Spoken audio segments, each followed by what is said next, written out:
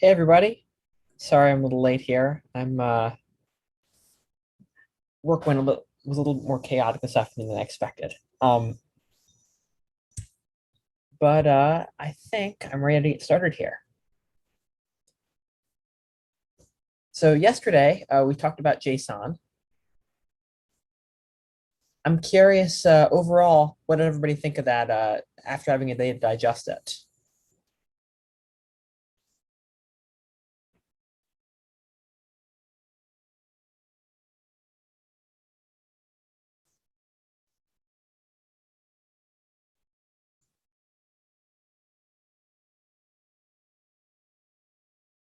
Okay, so mixed but looking positive. I'll take it. Um, so today we've kind of got a big topic to talk about. We're going to talk about how exactly people lay out these APIs, these web services, these web servers we've been talking to over HTTP. How do people kind of design them? How do they decide what they should call their endpoints? How do they decide what method they should use? What headers they should use? What the body should look like? All this sort of thing, all this sort of stuff. So let me share my screen here and we can get started. Over here. Okay.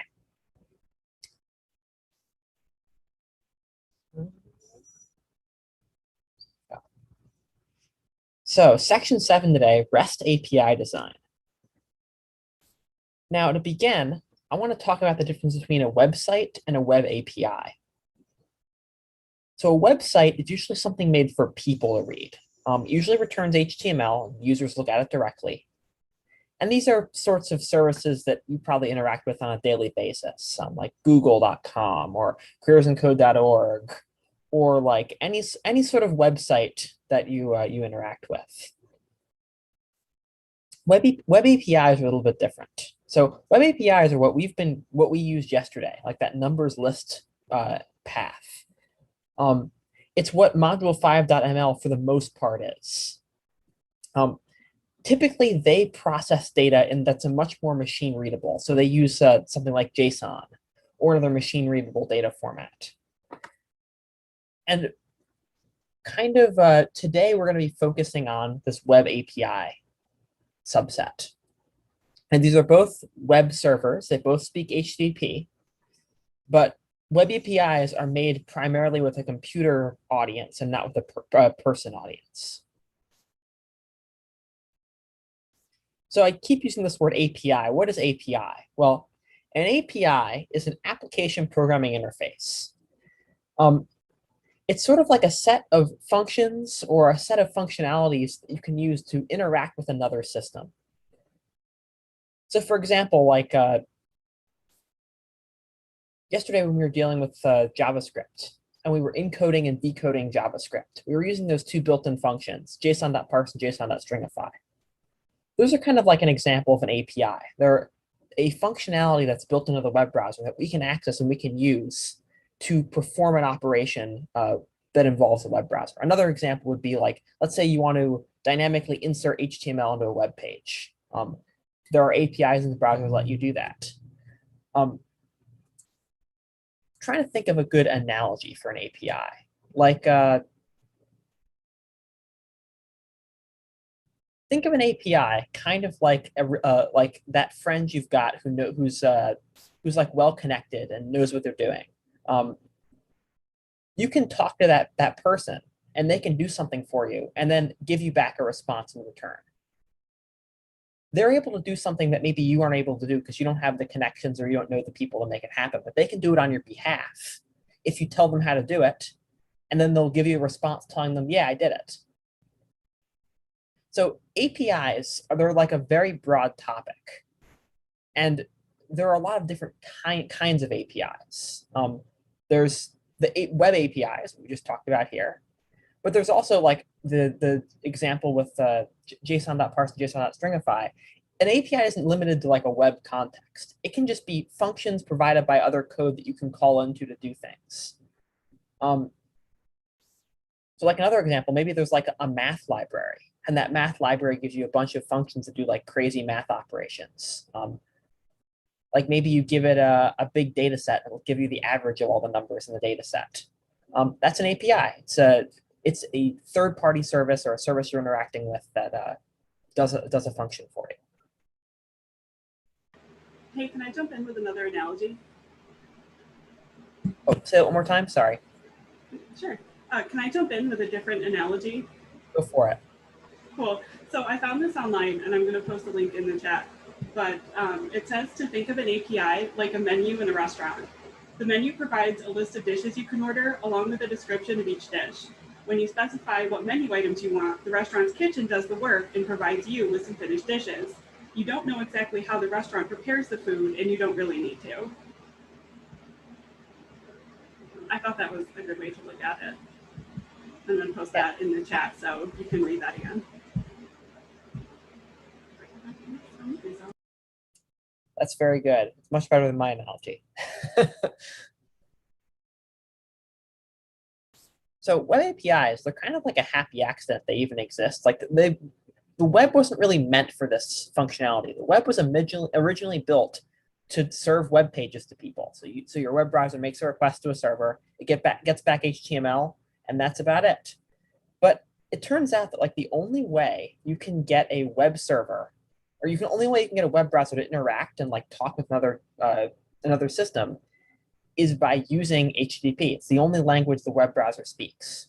So kind of by necessity, people had to start communicating via HTTP in order to get the web browser to do other things other than just fetch HTML pages. So because of that, it became sort of the de facto standard. But then over time, other people started adopting it, like even outside of a web browser context. And now, in general, it's kind of the standard way that two services will communicate that are distinct, separate services. So like maybe I have a service that does something, and you wrote a service that does something, and they're not in the same program. They're like two separate programs. And then if you want them to communicate, kind of the default is using a web API, even if it's not something that is on the web. It's just kind of the way that software is kind of trended. And over time, as kind of web APIs have become more and more of an industry standard, people have come up with different approaches for laying out and describing how their APIs look. So like, what sort of methods do you use? Get or post? More than that, how do you lay out your paths? Like if you want to get a list of users, do you make a request to /user/user/user list? What kind of data do you send in the body? How do you encode it? Is it JSON? Is it something custom? Is it another thing like XML? Like there are all these sorts of decisions that need to be made. And you could kind of come up with it on the fly. You could make something that would work, and it would work, but it would be not something that would be easy for other people to understand when they first look at it. Like it would take work for them to read into the system, understand it, and then work with it. So over time, there's a bunch of standards that have kind of been developed around, in general, how web APIs should operate. And we're going to talk about some of those today. So the word you're going to hear thrown around is REST. And it stands for Representational State Transfer, which is really a horrible acronym or name. It means like it's not really self-describing, but effectively it's a number of rules that define the format and the shape of a web API. So what the paths should look like, what method you should use for certain functionalities. How should you format your body? Where should you use query parameters? Where should you use headers? Where should you put information? Now, it's important to point out that REST is more of like a guideline. It's not like a prescriptive, you must do it this way 100% of the time. It's just, these are some recommendations on ways the industry has in general been laying out web APIs, and things have in general worked pretty well when these paths have been taken. So think of them as guidelines. They're kind of often broken, but usually it's only a good idea to break them when you've got a good reason to break them. And we're going to talk about some reasons why you would want to break them, but like they're not something that are set in stone. So the most important part of REST, and also I promise we're going to get to an example here, but we have to get through a bunch of this vocabulary before we can do that. The most important thing in REST is what's called a resource. And a resource is sort of like a noun that is a concept associated with your API. So like, let's say maybe you're a car dealership. You might have a car resource, a customer resource, and a salesperson resource. Those are all like concepts that car dealerships deal with. And maybe all those kind of are related to each other. Maybe like a car could be associated with a single customer. And like a car could be associated with a salesperson. And like a salesperson maybe could be associated with multiple customers that they sold to or something like that. So you can kind of think of this almost as like a bunch of dots. So it's a bunch of like lines connecting them with every dot possibly being associated with another resource through a connection. The other thing worth pointing out is that resources usually end up kind of mapping one-to-one with the actual API you're going to write. So what I mean by that is when you have like a path or you lay out your API, something like a car is a thing you're going to be interacting with. Like they're usually very concrete concepts. They're usually not like really, really abstract pie in the sky things. So these resources, there are kind of 4 main core operations that every resource has by default. And the term is CRUD that you remember. It stands for create, read, update, and delete.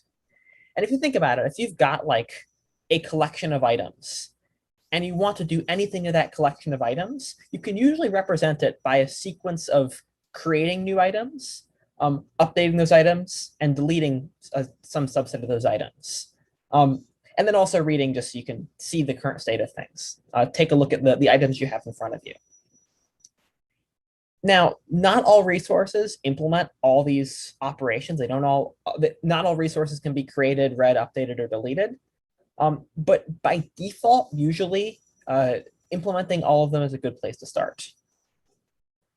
So an example of this, and these are, if you notice, create, read, update, and delete they're verbs, or like things you can do. So you can kind of see here how we've got the noun, which is the resource. We've kind of got the verb, which is CRUD. And you can kind of start to put that together into operations, like maybe create a new car, update a car, delete a salesperson, which I don't know. I kind of find delete a salesperson funny because like you're firing someone. I don't know. That makes me laugh. Just so clinical. But how are they normally implemented?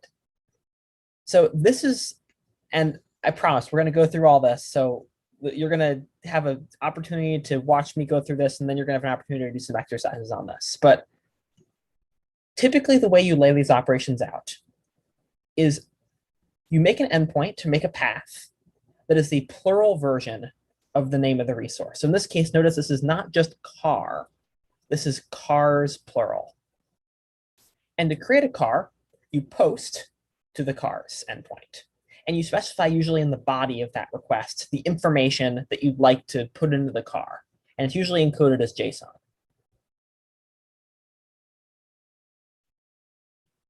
Now to read, you make a get to the same endpoint.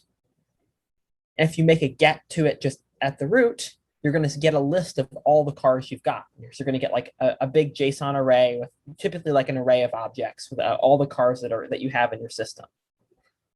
But then there's also another endpoint, get cars, and then an identifier where you can just get an individual car, or you can get an individual instance of a resource.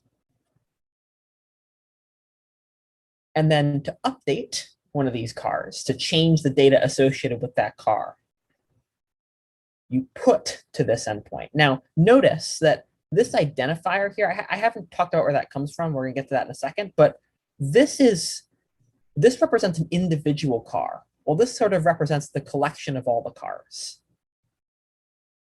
So here I'm getting an individual car. Here I'm updating an individual car. And then here I'm deleting an individual car.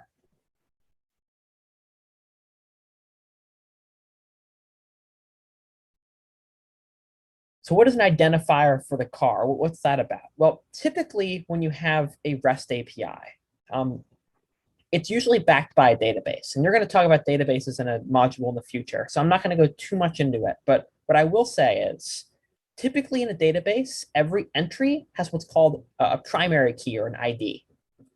And that ID is sort of like a unique value for each item in that big collection of all the items. So when you create one of these, the data you get back in the response is encoded as JSON. It's the representation of what you just created. It's that car. And usually in the data you get back, typically it's a JSON object. And there's a key called something like ID that maps to a value. That's the ID of what you'd be getting back. And that ID is what you stick into here. And that's sort of the way you tell all these endpoints in the future which car to interact with. So if you create a car and you get back an ID of like 1, if you want to get that car, just get that car with the ID of 1. You make a request to get/cars/1. If you want to update that car, you'd make a put to /cars/1. And delete very similar. But you couldn't do something like just delete cars, because you have to tell, like the interface it provides is you have to delete an individual car, not sort of the collection of all cars.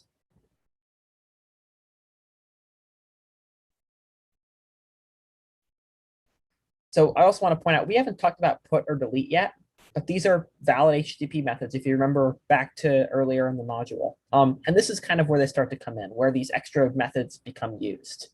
Because if you just had get and get and post, you could probably kind of come up with a way to make a scheme that allowed you to update things with just get and post. But it's a lot easier to understand if you can map each method to create, or a method to read, or a method to update, or a method to delete. It's just there's less sort of logic you have to think through. They're one-to-one. Okay, here's where we get to actually have some fun and make some requests. So this is where I think things are going to start maybe making more sense here. So I made an endpoint on module5.ml/cars. I made a resource for this cars example. So I'm going to go through in Postman, and I'm going to try to create, read, update, and delete some items out of that cars resource. And if you'd like, you're welcome to follow along. But don't feel like you have to. Do whatever you think is going to be more helpful for you. Okay. So step 1, let's get Postman open here. So we're going to start by doing a create, which, if you remember from here, is post. So the method we're going to want is post. And the endpoint we want is /cars.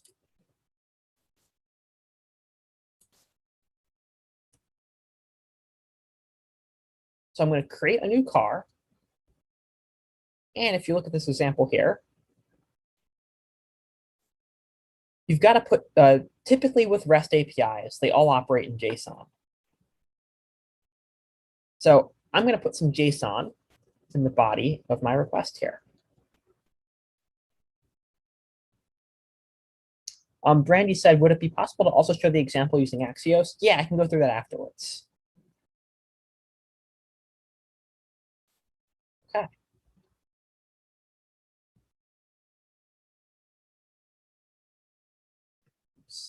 Can I ask a question while you're typing? Yeah, go for it. I understand all this kind of stuff, but like, I don't understand the why. Like, why, who is doing this? You, the developer typing a code, needs to tell your home computer to talk to, like, I don't understand why. Yeah, good question. So the purpose of this, imagine you're building like a to-do list application. This is maybe a little bit contrived, but this is sort of realistic too. Like, you're building an application where you're like managing a list of to-do list items in the cloud. When you're on that web page and you're doing things like adding new to-do list items, updating the contents of a to-do list item, deleting items. The way that that's going to actually work probably behind the scenes is there's going to be a server that's storing all those entries. It's going to be storing all those to-do list items.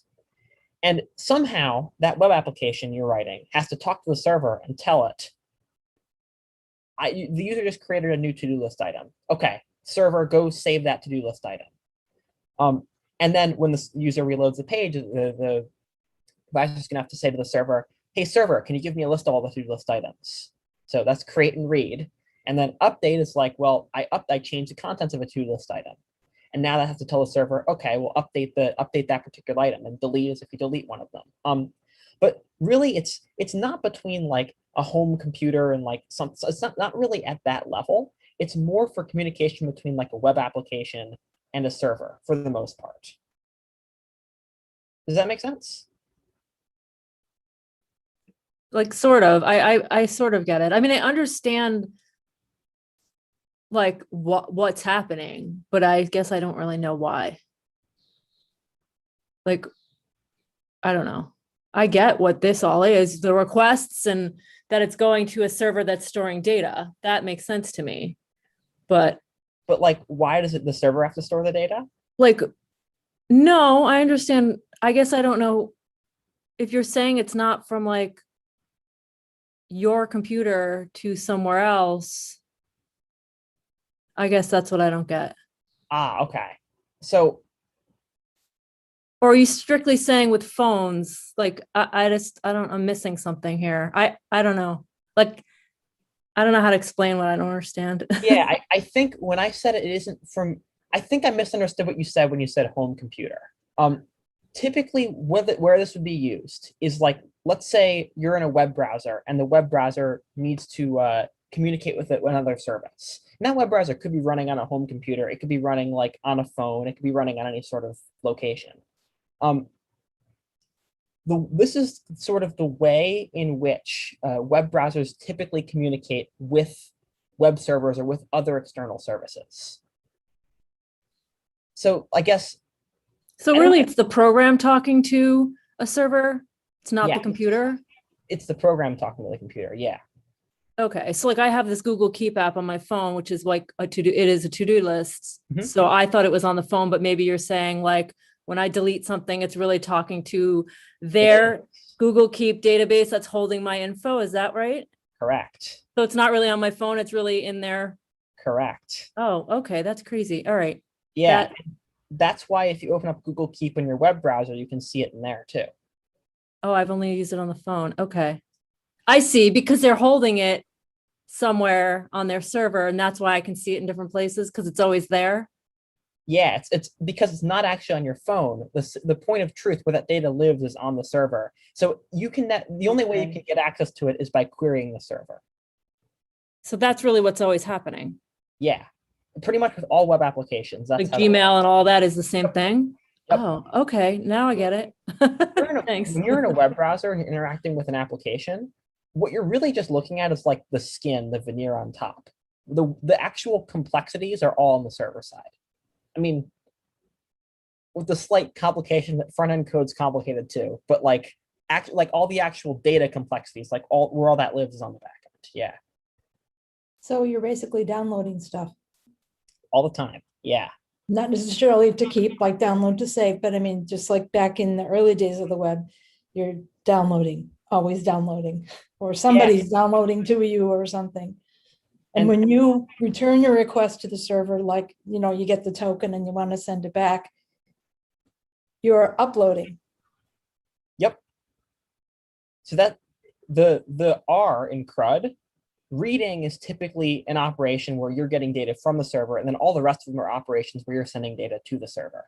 And to bring it full circle, that's kind of why GET requests, like why GET fits really well with a read, because you're not really pushing information to the server with a read. You're pulling information from the server. So you don't need to give the server information if you're pulling information from the server.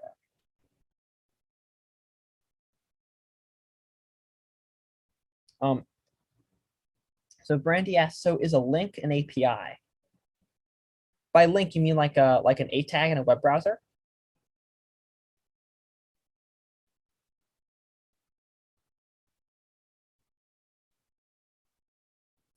No, a hyperlink to a page. So like I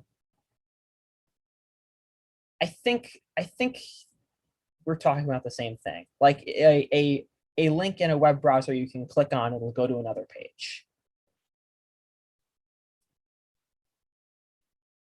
I think so. This is a bit of a hard question to answer because it's a little bit blurry. Like conceptually, you have the right idea. Like it's a functionality that allows you to interact with another service.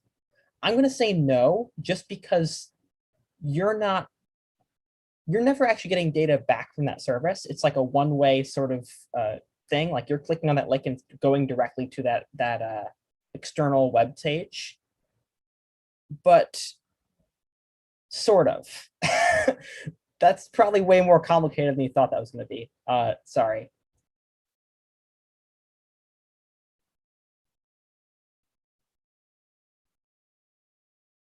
So it's going back and forth and back and forth and back and forth, even if you haven't initiated another request. Any sort of, in order for communication to happen with HTTP, the client has to initiate a request to the server. So the server can't push data to the client without the client first contacting the server and making a request. Yes. And then, but like in the case of clicking on a link, you indicated it's a little more complicated. Yeah, so clicking on a link, what you're doing there is you're basically telling your web browser to change to a new page, and then once it changes to that new page, it then makes a request to the server to get the new page. Okay. And then it disconnects? Yeah, and then it disconnects. Because now you're on the server that page is on. Yeah, so you've fetched the HTML, you've loaded it in your web browser, and then once you have the connection between the client and the server is disconnected, and it doesn't make a new connection until like maybe you click on another link, or you use Axios on the page to make a request to a server, and it has to open up another connection again.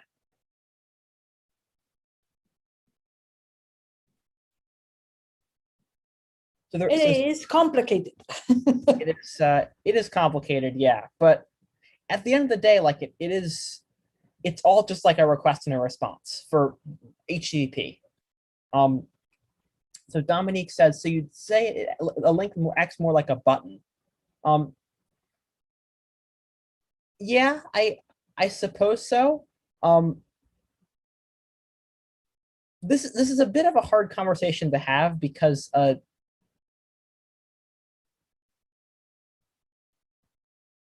it's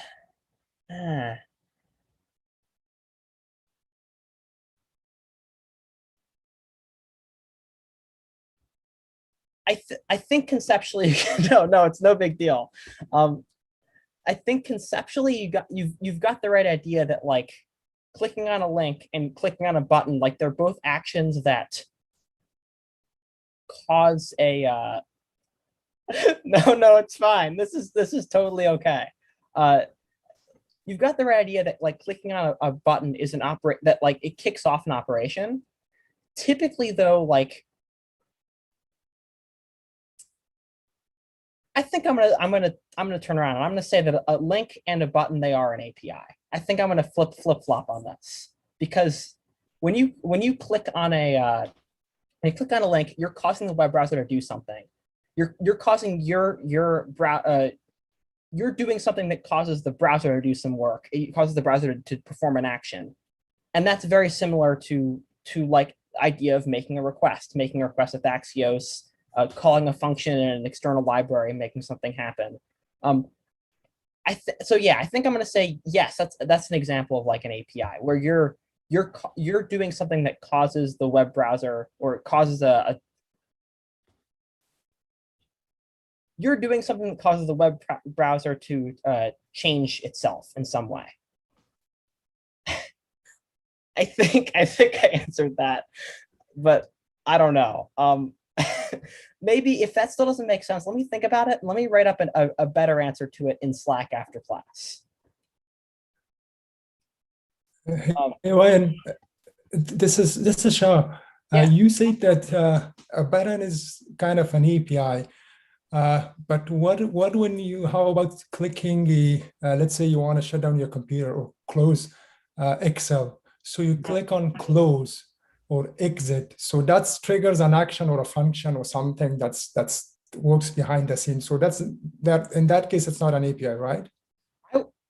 So I'm gonna flip-flop and say I think that would be. And the reason why is because you, the user, are clicking on a button, you're saying perform an action, and then in response, the computer performs an action. It closes the window, it does whatever the button's going to do, and then you get feedback that it happened. You see that it occurred. So there's sort of a request and a response. You've performed an action and you've seen that it occurred successfully.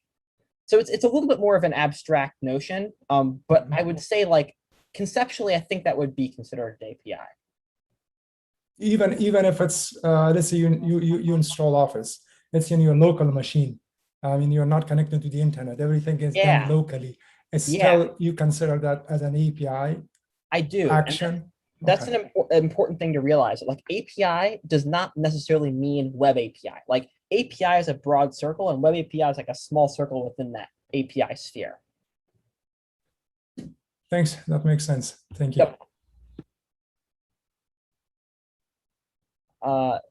Sorry, I'm really behind on questions in the chat. Let me see here.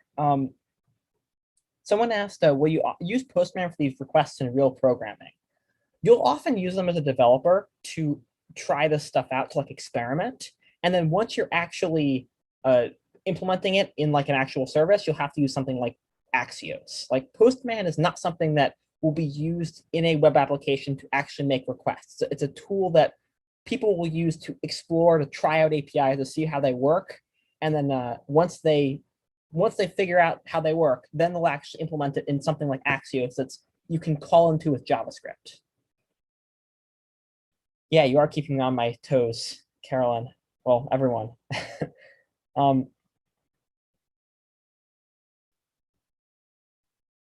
I think I've got all the questions. Okay, I'm gonna keep Karen had a going. question in the chat. I'm not sure if you saw that one. Which one? Which who? Karen. She said, so links are micro and the web server is macro. I'm not exactly sure what you mean by that.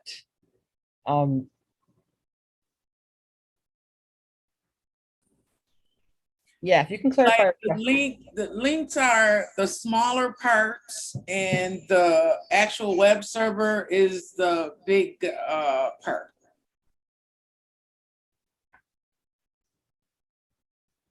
All these little parts are connected to the bigger part, which is the web server.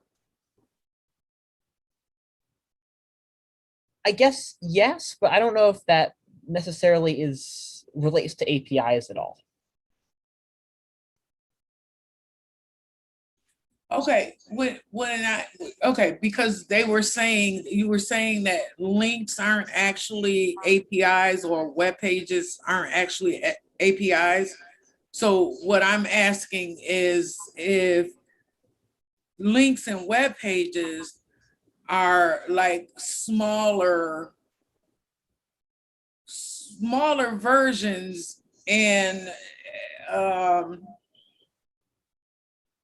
like you take those little pieces when you want to get the smaller things, and you go to the actual big web server to get these smaller things. I think so. I'm sorry, this is really confusing, but yeah, I'm just, maybe I'm not wording it how my brain is seeing it. No, I think the thing that's confusing here is I said they weren't APIs, and I flip-flopped and said they were. I want to make it clear. I'm of the opinion that something like a link in a web browser is an API, or something like clicking a button is an API. It's an action that you perform, or a thing performs. Mm-hmm. It talks to another thing. So, like, let's say the Shah's example of like clicking the X button on a window. You as a user look at that window, You say, I want to close it. So you perform the action of closing it, or you move over, you mouse over to the button, you click the button and you perform the action. And then that tells another thing, the operating system, the window to close. The window closes, so it performs that action. And then you get back a response. You can look at that window, you can see that window closed. So you know it completed successfully. It's a lot more of like an abstract notion than like a web API, but conceptually all those pieces are there. Like you're able to see that you kicked off sort of the operation.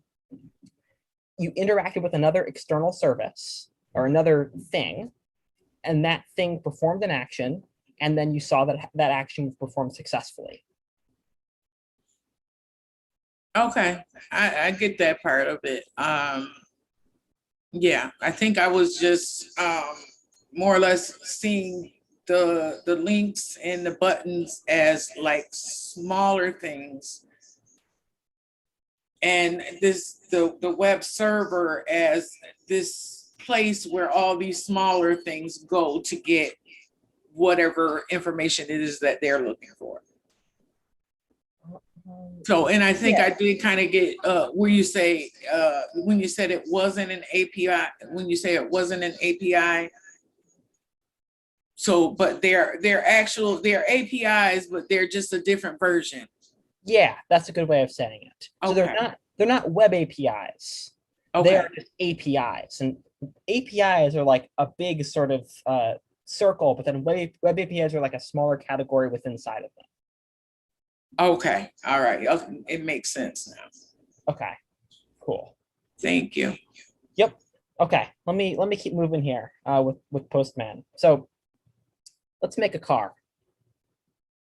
Gosh, these Zoom windows, there's so many of them. Here's the send button.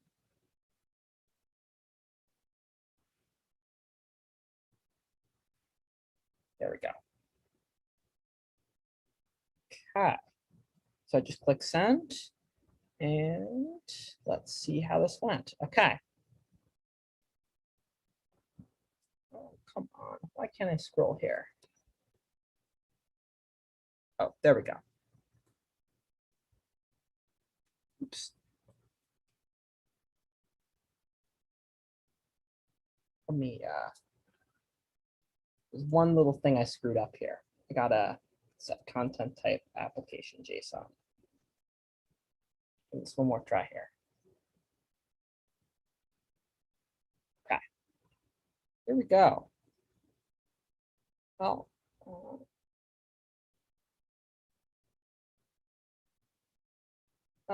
oh, smart quotes. Oh, come on. This is going to be another recurring theme of tonight, I'm guessing.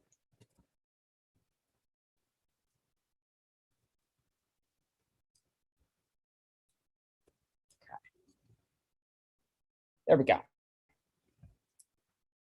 So I just made this request in Postman. Made a post to cars. I didn't say it, I just did it kind of quickly, but I had to add these headers here. Remember from the headers module, I have to tell the server that I'm sending it JSON. That's what content type means. And accept is I need to tell the server that I would like to receive JSON back from the server. So when I did that, I've got now this instance here, this thing, this car. So it's got a company and a model name. That's what I created. And now I've got this ID, this value here. So I'm going to take that. I'm going to save that here. Put that over here. I'll come back to that in a second.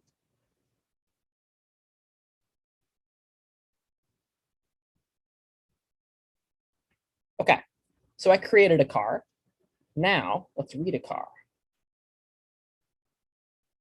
So to read, I need to make a get to /cars.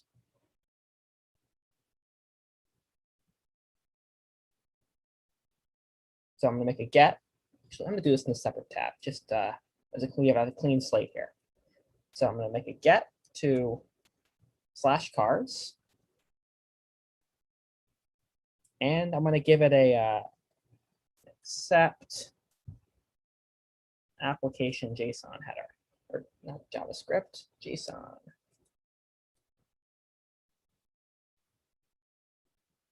Now I'm going to click send.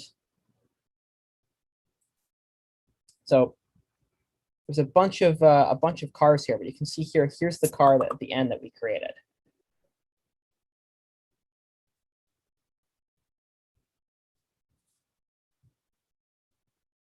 Okay. Now, update. So with this, I'm going to do a put to module5.ml/cars/ and then this is where I need my ID. Take this ID here, put that there. Now, let's see, anything else got to specify? Yep, I got to give it that content type and accept header. Oh, where'd that go? Right up there, okay.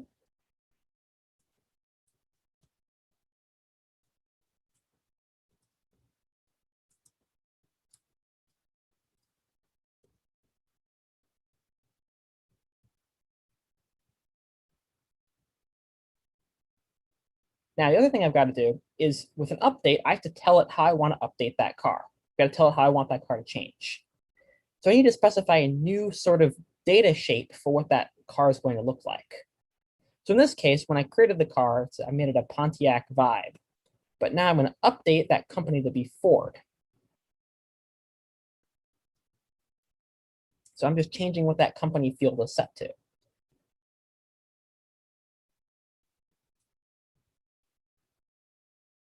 So, assuming this works like I expect, I should be able to click send. Why is all this crap in here? Oh, because of smart quotes. Yeah. I'm going to go in and clear out this database before you folks give this a try. Because all these smart quotes are making this a bit interesting.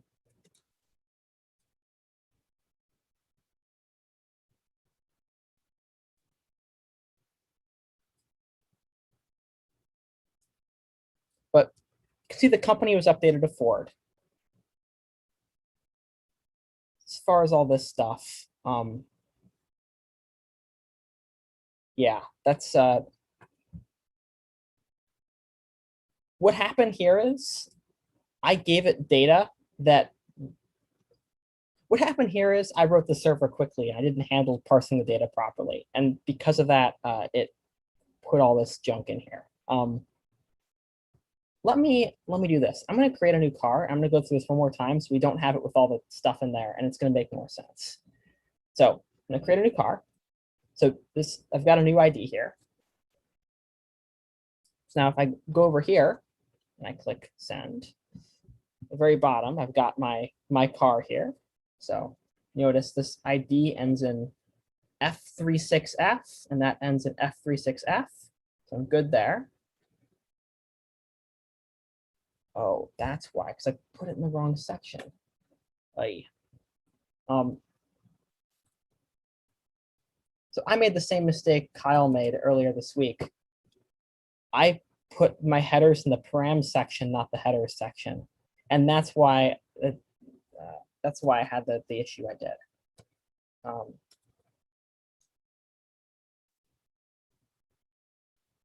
So I put them in the right place.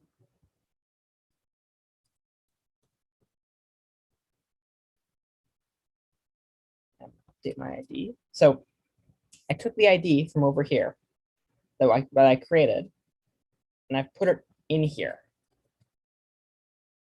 So now my body, I'm sending company Ford. And if I click send, there we go. Now our company is Ford. And if I make this like Toyota, that'll do the same thing. Now, keep in mind, you might think like, okay, why is this cool? Well, it's just sending this information right back to the client, but it's storing it on the server too. So now if I go over here and I make this request, like you can see, there's our Toyota. one. Like the state that is being viewed here, the data that's on the server is being, it's a central bit of data that all these endpoints are kind of all interacting with, all poking, all prodding, all looking at. So finally, let's delete one of these. So to delete, I'm going to make a delete, the /cars, that. Delete. I'm going to delete my Toyota one here.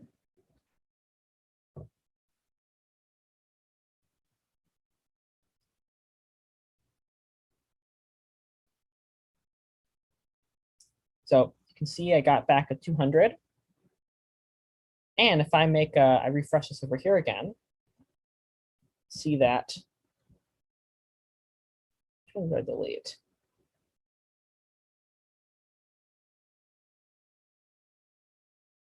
Deleted this one.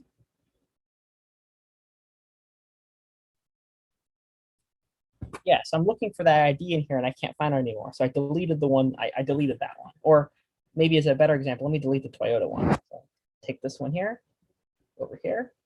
I'll select this, I'll put that ID here. I'll send that. Oh, wait, I already did delete that one. Maybe I did already delete that one.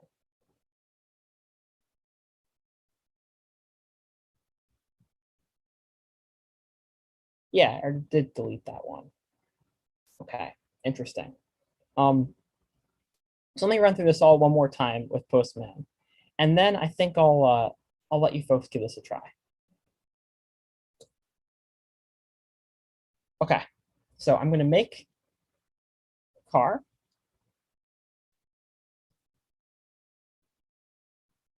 Now, take a look at all of them here. I can see that the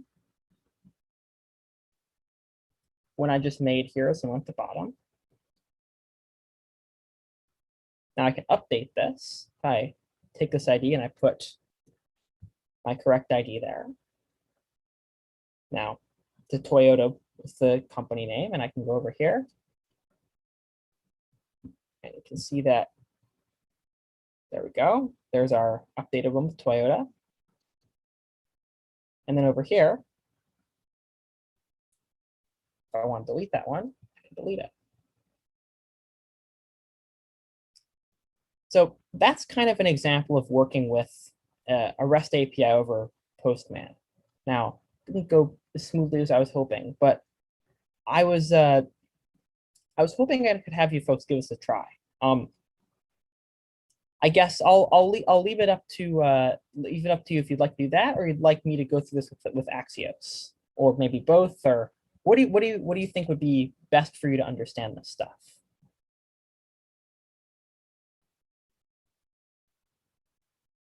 Both. Okay.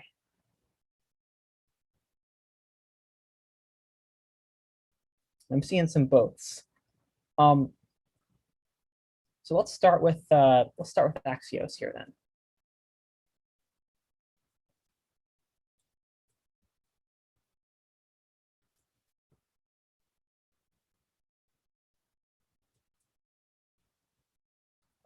It's bigger here. Okay. I want this. Okay, so let's start by creating a car. So we need to start by making a post request to /cars. So I'm going to go module5.ml/cars.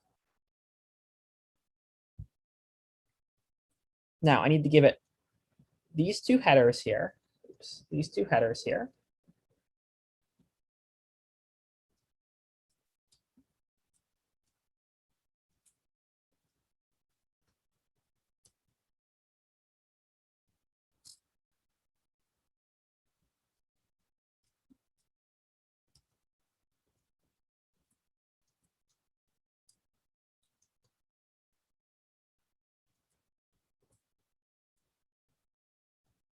And then I also need to give it a body.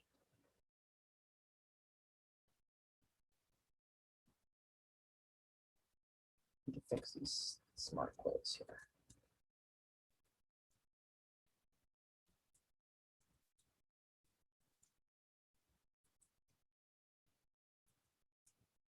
Okay.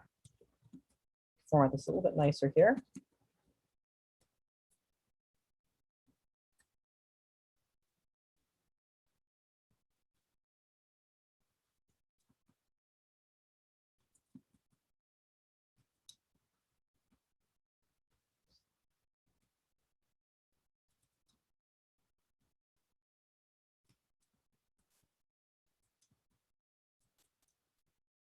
Okay.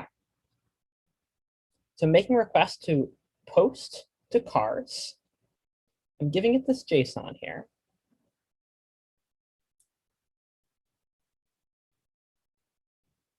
And then I'm giving it these two headers, which are in my example here. So these two headers are saying, this is the data that I'm going to be sending to the server. It's of type JSON.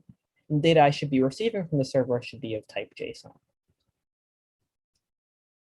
So let me set that equal to a variable. I'm going to go let promise.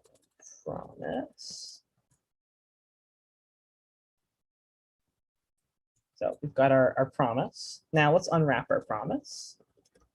So I'm going to do promise.then, function response. Maybe I'll console.log out my response. So as a review, and we talked about this in the office hours last week, so if you want more of a refresher on this, watch those. But this callback is going to be called once this request here completes. Once this promise here is filled with the data that's returned back from the response.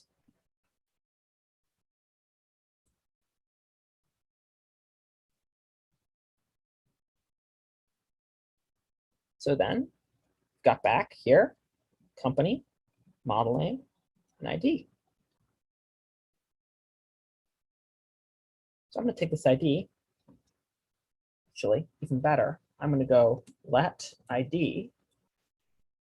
I'm going to run this again, and I'm going to go ID is equal to response.data.id.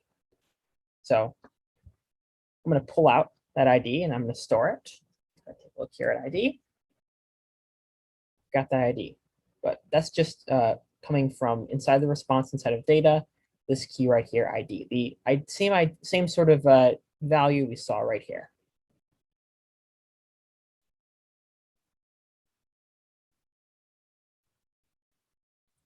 Okay, so we've got we've created one of these. Let's get it.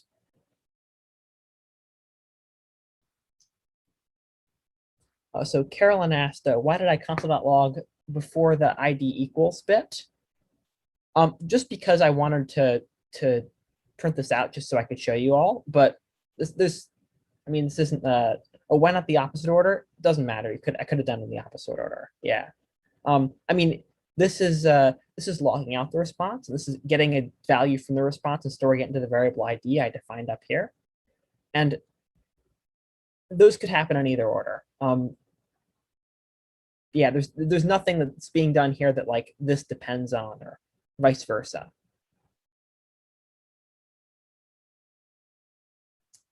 So Kyle says you programmed the server to create the IDs automatically. I did. And the way these IDs are generated can vary a lot. Probably the two most popular ones, though, are just a number that increments. So like imagine every single time you create a new car, like the first car you get back has an ID of 1, the second one has an ID of 2, 3, 4, 5, on and on and on. And the second most popular way is this sort of thing. And this has a name, it's called UUID. Standing for Universally Unique ID. We're not going to talk about them in this class, although if you're curious about them, I can maybe post some links about it after class. So Carolyn asked, let ID semicolon. Yeah, maybe you haven't learned about that you can do that. I guess I had assumed you had, but when you define a variable in JavaScript, do something like this. But you can also do something just like this and leave off that equals. If you do that, it's just you're defining a variable, you're just not assigning any value to it. So it's just going to be undefined. And later on, you can go like b is equal to 1, 2, 3, and then b is going to have a value. Really, the reason why this sort of thing is useful is because I wanted to define a variable up here, and then I wanted to assign to it inside of this function. So by doing it that way, I'm able to create the ID in this scope up top, and then assign to it inside of the function, and not. I don't want to create a variable inside of this function. I want to assign to this variable up here. So that's just why I did that. Carolyn also asked, so like 0, 1, 2, like an index? Yeah, a lot like an index. And in fact, often if you've got like a bunch of items in an array, you can kind of use the index of one of those items as sort of like an ID. It serves an equivalent purpose. The one nice thing though is, especially with these UUIDs, because they don't increment, like there's not an associated order with them. They're just they're just kind of randomy, like random looking, and they're a string. So there's not like necessarily an order associated with items in a resource in REST. So sometimes that can be a little bit confusing. So the assigned value for ID is outside the function where it can be reached. So let me read that again. You folks are asking me some difficult questions today. It's fine, but just like wasn't expecting to have to go through all this. So the assigned value for ID is outside of the function where it can be reached.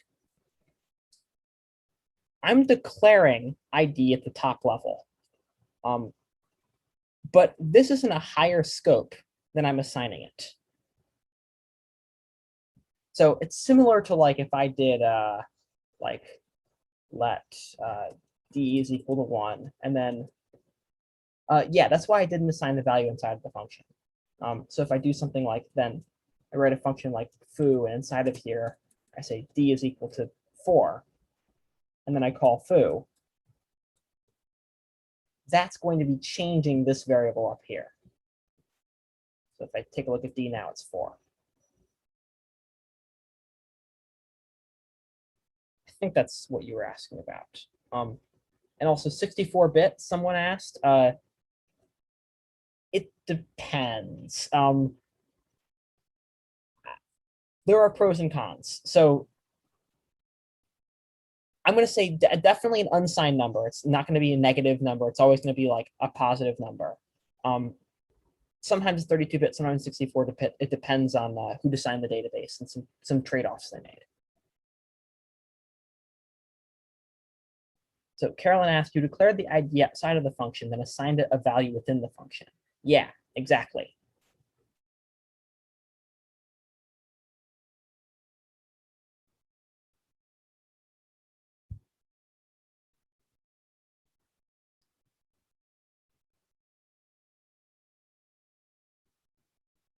But let me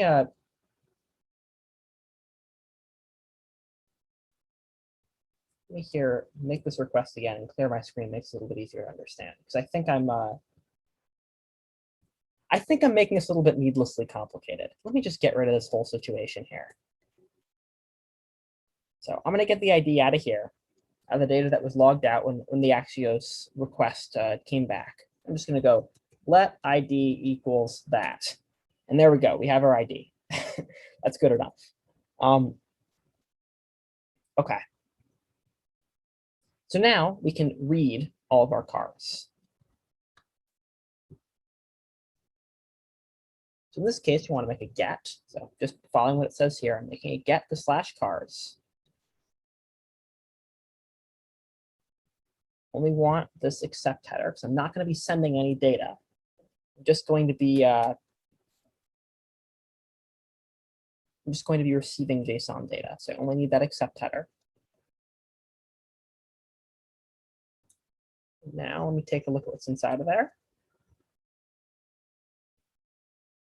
Okay, so there's a bunch of cars in here. Some of them are kind of bogus, but this is a list of all the cars that are currently in the database. And this is equivalent to the second thing we had here.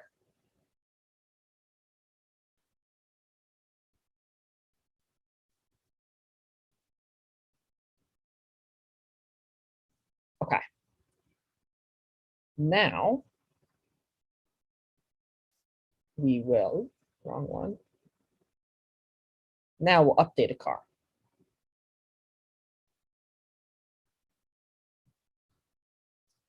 So in this case, from updating a car, I need to make a put to /cars/ the car's ID.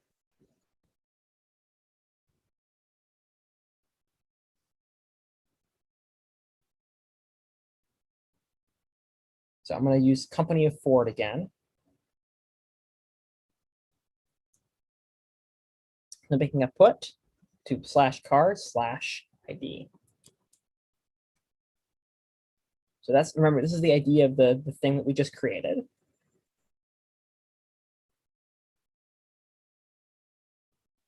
And then I need to specify both accept and content type because I'm sending JSON here. And that's what content type does.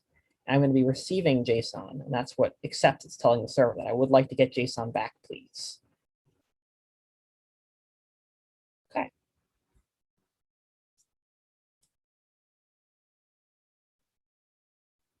So you can see here, data we got back has company of Ford. Just matching this right here. Carolyn asked, so for an authorization bearer token header, you need the plus sign before the token number. Plus, I don't know what you're talking about. Like, you shouldn't need a plus sign, I don't think at all. No, you had, okay, you had plus ID. Oh, Plus sign there. yeah. So this is what I'm talking about here is just I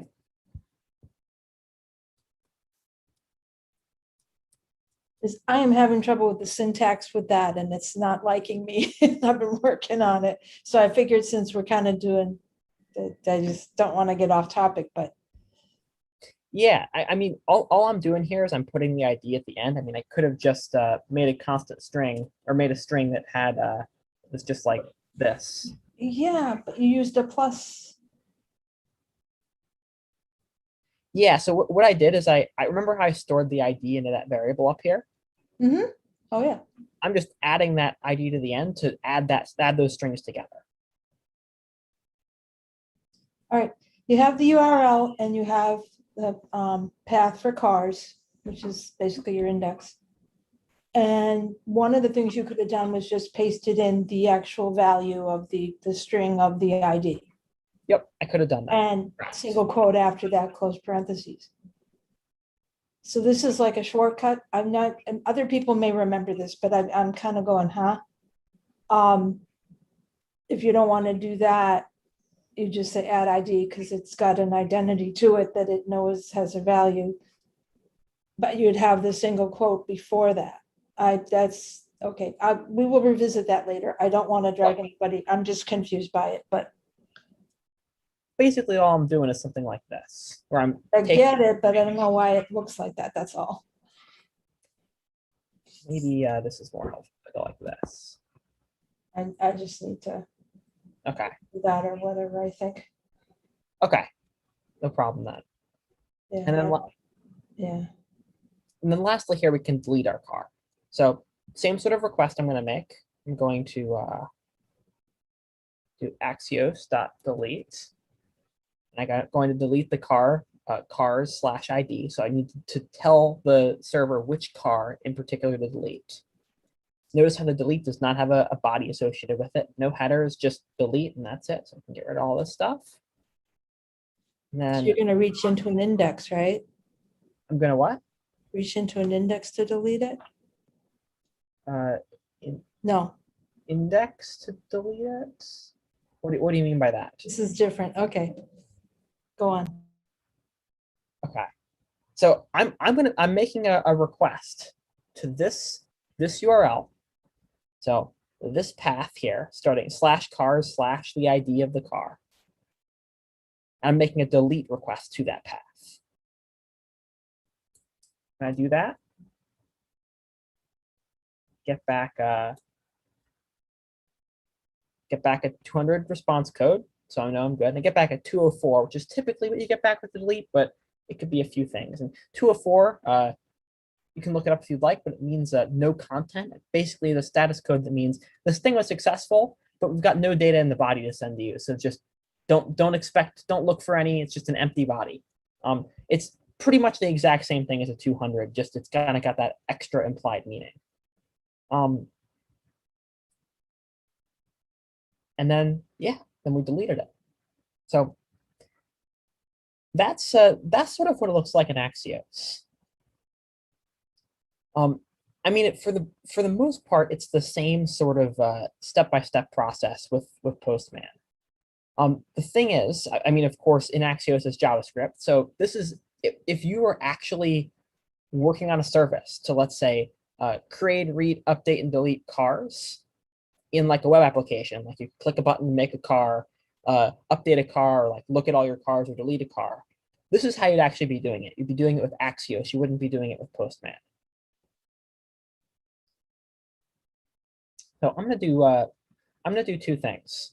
I'm gonna take this output here. I'm gonna clean it up a little bit, and then I'm gonna post it in Slack. And then I'm going to, I think at that point. So as we were going through this, I found a couple. I noticed a few small discrepancies with the API that I want to fix before you folks get into this, because I think they're just going to add more confusion to you. So I think I'm going to say, let's go for a 15-minute break. I'll make a few changes in the background, and hopefully I don't break anything. And then you guys can all give this a try, and hopefully then we can work through it and see how it goes. Sounds good? Okay, cool. So I'm going to kind of run through this here again at light speed, just to get all this in one screen I can copy. But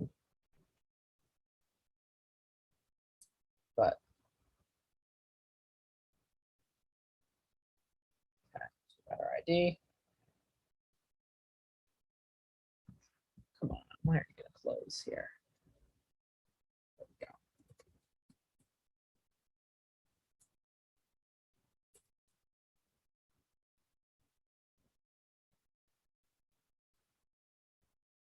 So I'm going to get them all again.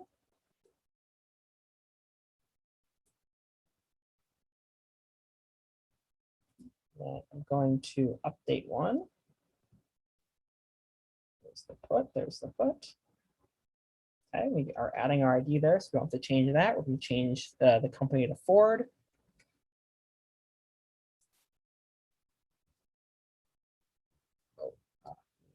Unwrap that promise. There we go. So we can take a look at that. And then we're going to do a delete.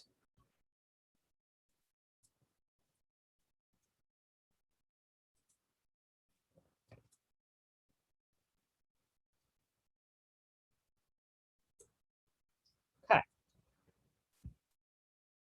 So let me copy this. Go over to here and put this in the pasted code channel.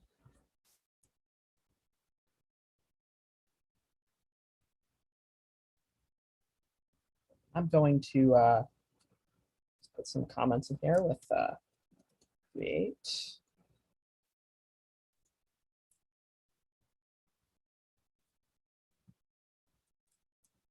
Create.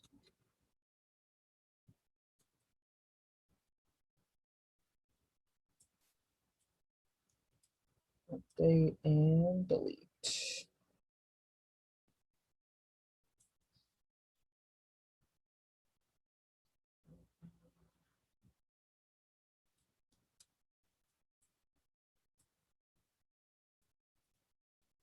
Okay, there we go. So that should be pretty much a complete example of what we just went through. There's a couple questions that are in the chat here. So Mel asked, if you're to delete the wrong data accidentally, can it be undone? Usually no. If it is something that can be undone, there's usually maybe another request you can make that's like undelete or like undo or something like that. But in general, the answer is no. Susan, you said you had a question for me. Yeah, just to continue on with the API and so I could understand for myself. So like my project is this music festival website, right? And I was going to do a thing with favorites. So for that is something that I would want to use a web API, because if you were to favorite a festival I had on the site, I need it to be stored somewhere, so it's being stored on the server, right? So like when you click the star and you save it, that's where it goes, and that's the create. And then later you're like, I don't really want to save this anymore, and you delete. And these are what the APIs are. And we're using Axios because we need it within the code and we need it to be JavaScript. Yep. Okay. All right. I get it. Awesome. Good. I totally get it now. Thanks. Yep. Okay. I'm going to stop my share here, and I'm going to see if I can fix some of these encoding issues you're having. So be right back.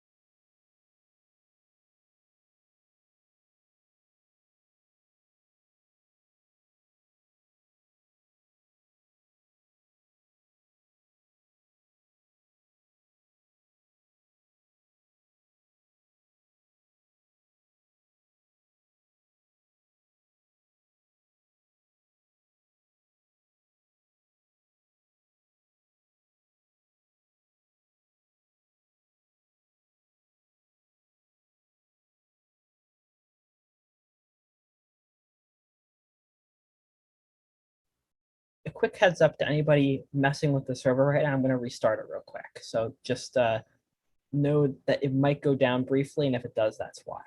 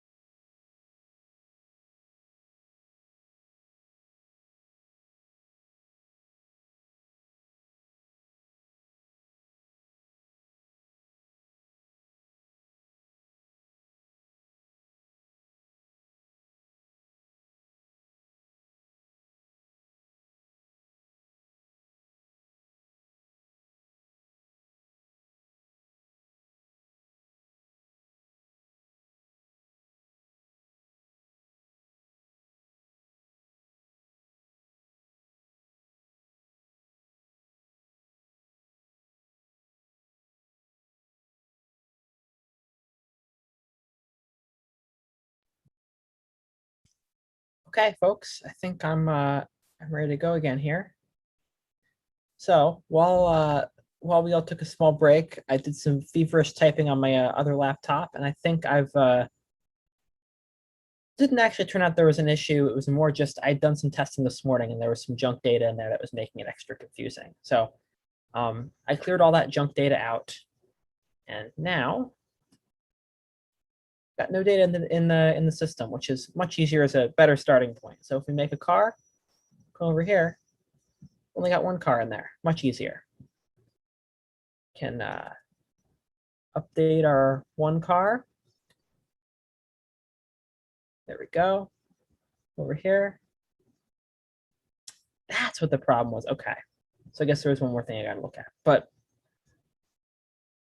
I would say to start with, on all your ends, see if you can get a list of all the cars. Make a GET request in Postman to make that happen. And let's work through that together if anyone's still having trouble.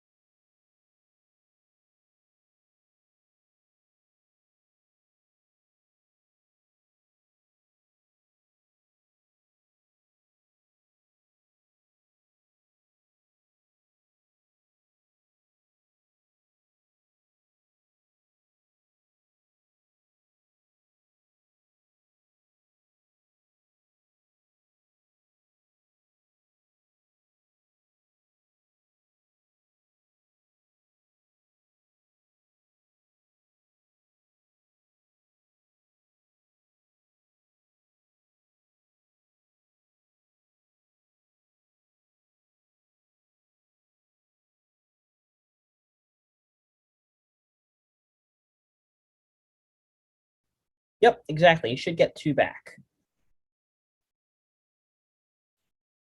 So now, once you've successfully done that, try to see if you can just get one of them back. So what I mean by that is, got these 2 different GET versions. Try to see if you can do this version of it. So just get one of them with one of their IDs.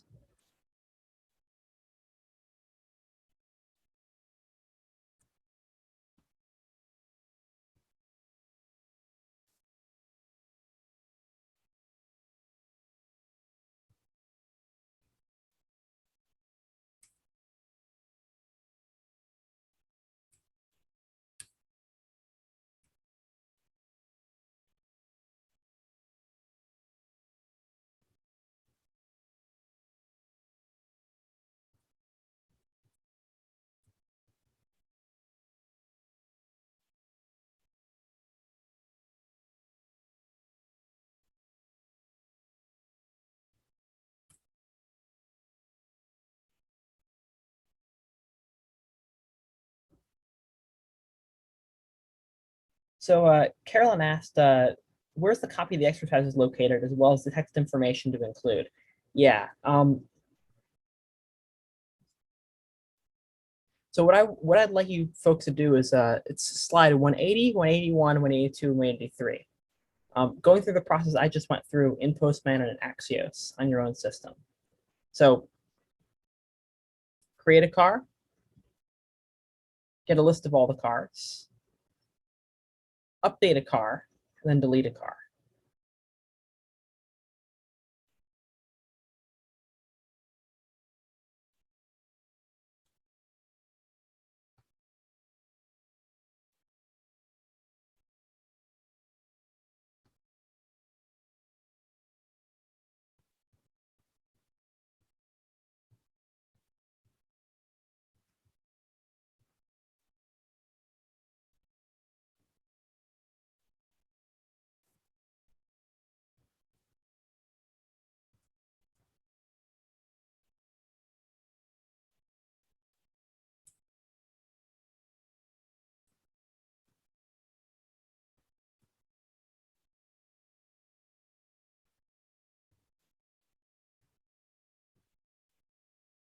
Excuse me, Ryan. This is Latonia. Yeah. When we put the ID on the end, we didn't use quotes, right? No double quotes, no nothing, just put it on. Just put it on. Yeah. Okay, so when I did that, I got an error though, but it's a 500. Isn't that a server error? That is a server error. Can you send me a screenshot of the request you made? Sure, thanks.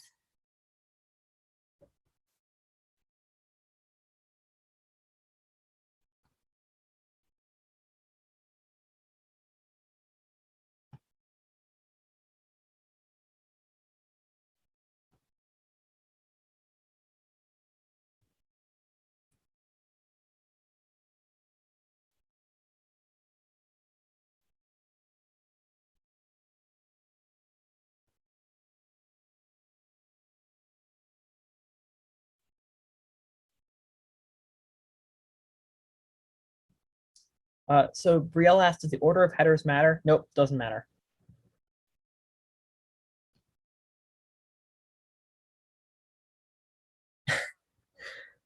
Okay.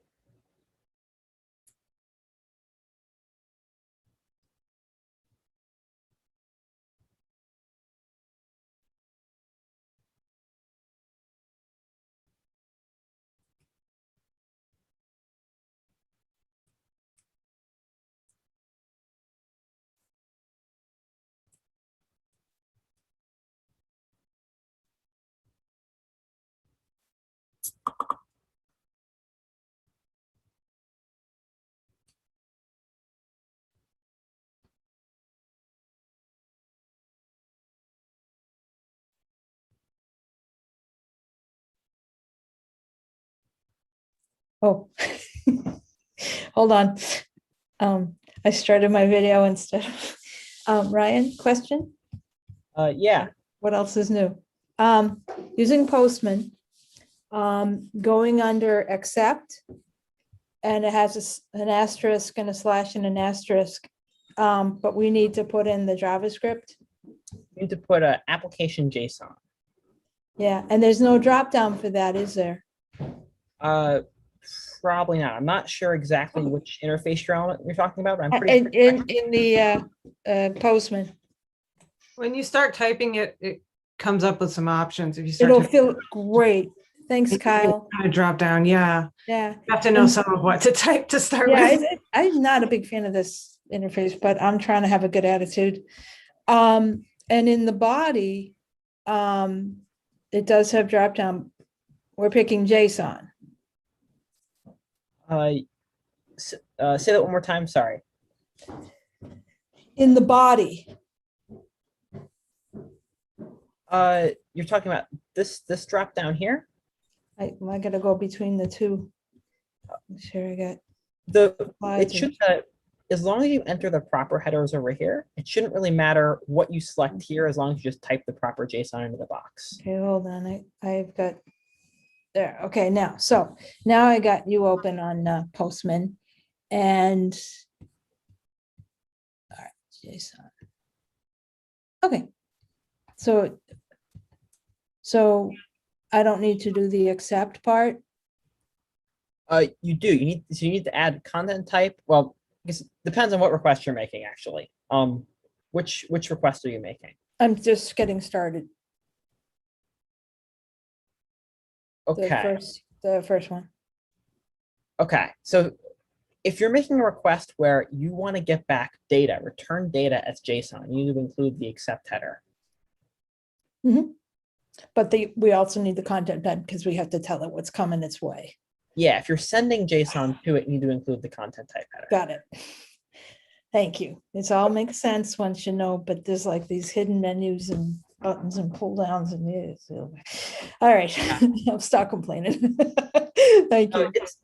Kelly and I were actually talking after class one of these days, and it's amazing. Postman used to be so much simpler. Like even back in Cohort 1, it was like significantly simpler. And in like the past 2 years, it's become like 10 times more complicated. Yeah, and if I had known it was this complicated, I might have suggested we teach a different tool. Yeah, it's interesting. And the white background and the gray, and like when you have it up on your slides, I have a hard time seeing what you're doing because it just fades into the screen. So Hmm. yeah, not a big fan. But here we go. I will use Postman. Thank you. Yep. Okay. It does have a dark theme. I just found it under settings. Maybe that would be better. Oh, Oh, thank you. Kyle, you're just keep the good stuff coming because you're helping me. Thank you. Kyle and Latonia, you said you had that error. What happened there is I was making a quick adjustment during our break and I made a typo. I should say car, not cat. So I'm trying to feverishly push an update here. So give me 2 seconds. So Latonia asked, is there a way to deactivate smart quotes? So Kelly saw that in Google Docs there is, and if I had turned that on when I started making the presentation, it would have not replaced them. But now they've all been replaced. So I've tried to go through back manually and update them all, but like I've missed them all over the place. The best way to tell is if you paste it somewhere and the syntax highlighting is off, then it's probably a smart quotes thing. I'm going to try to go through for at least tomorrow's lesson and try to fix them all. I should have really done that today and I just it slipped my mind. Sorry about that.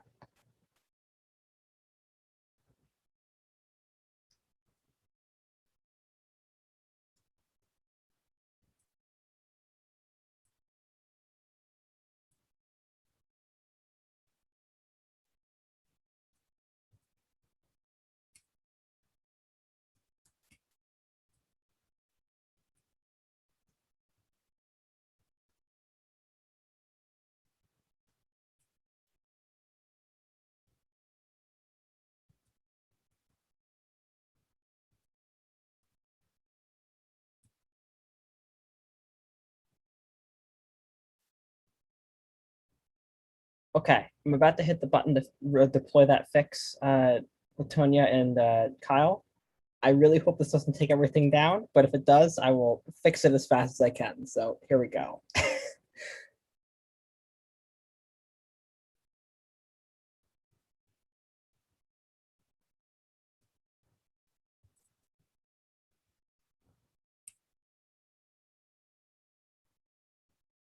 Okay, I think that was good. Give that a try again. I think it'll work this time.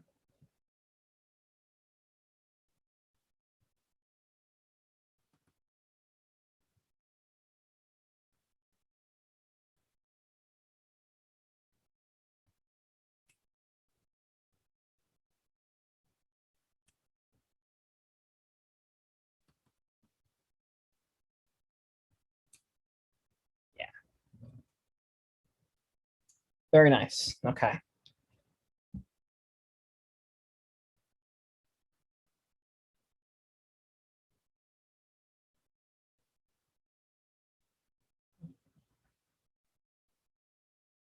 So Susan said, I only get one ID back for my post request.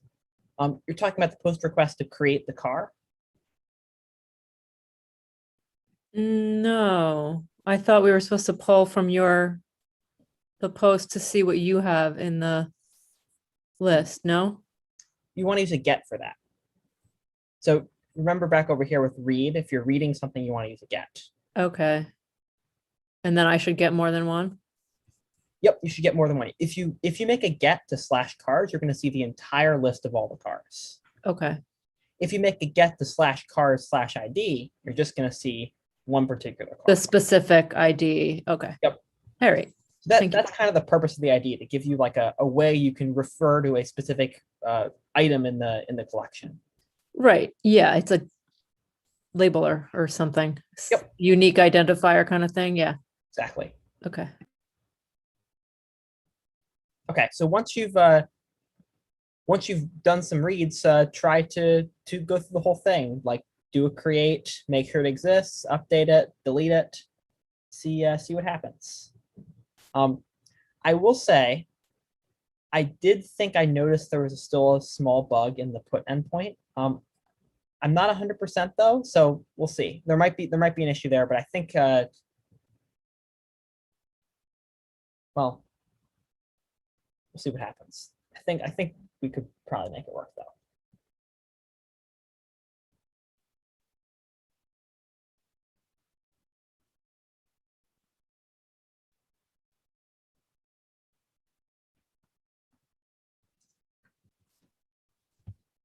Ryan, forgive me for not having a good memory. It comes with the territory these days.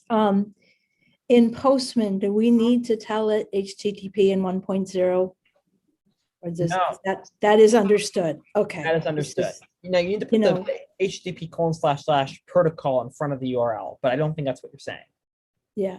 And also when I was trying to do the accept and put the application JSON in where it has this asterisks and the slash, it would not let me do anything with that text. It was not editable. It's not So it'll accept whatever, I guess. It would not change. Would you be able to post a screenshot in the student pasted code channel of what you mean? Sure, I can do that. Great, thank you.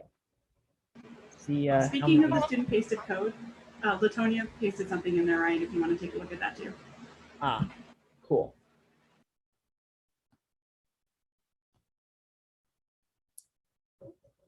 Oh, that was the syntax error. That's cool. I just wanted to make sure we covered it. Yep.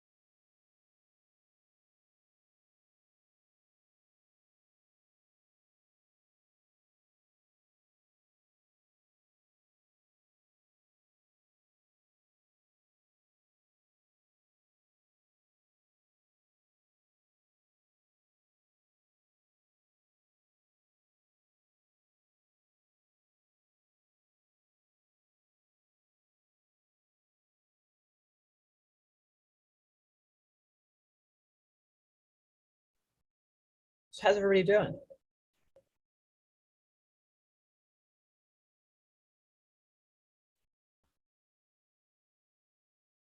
Cool. I'm seeing some thumbs up. I'm seeing some dones. Okay.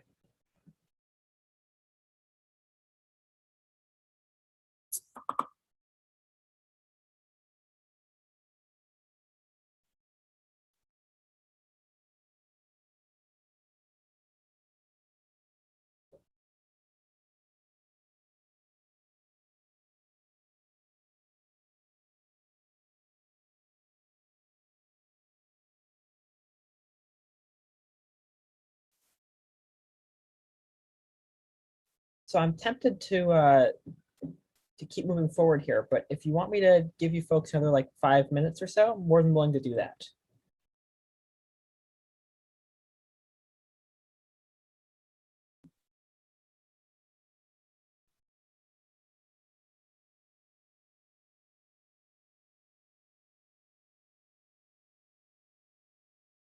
Okay.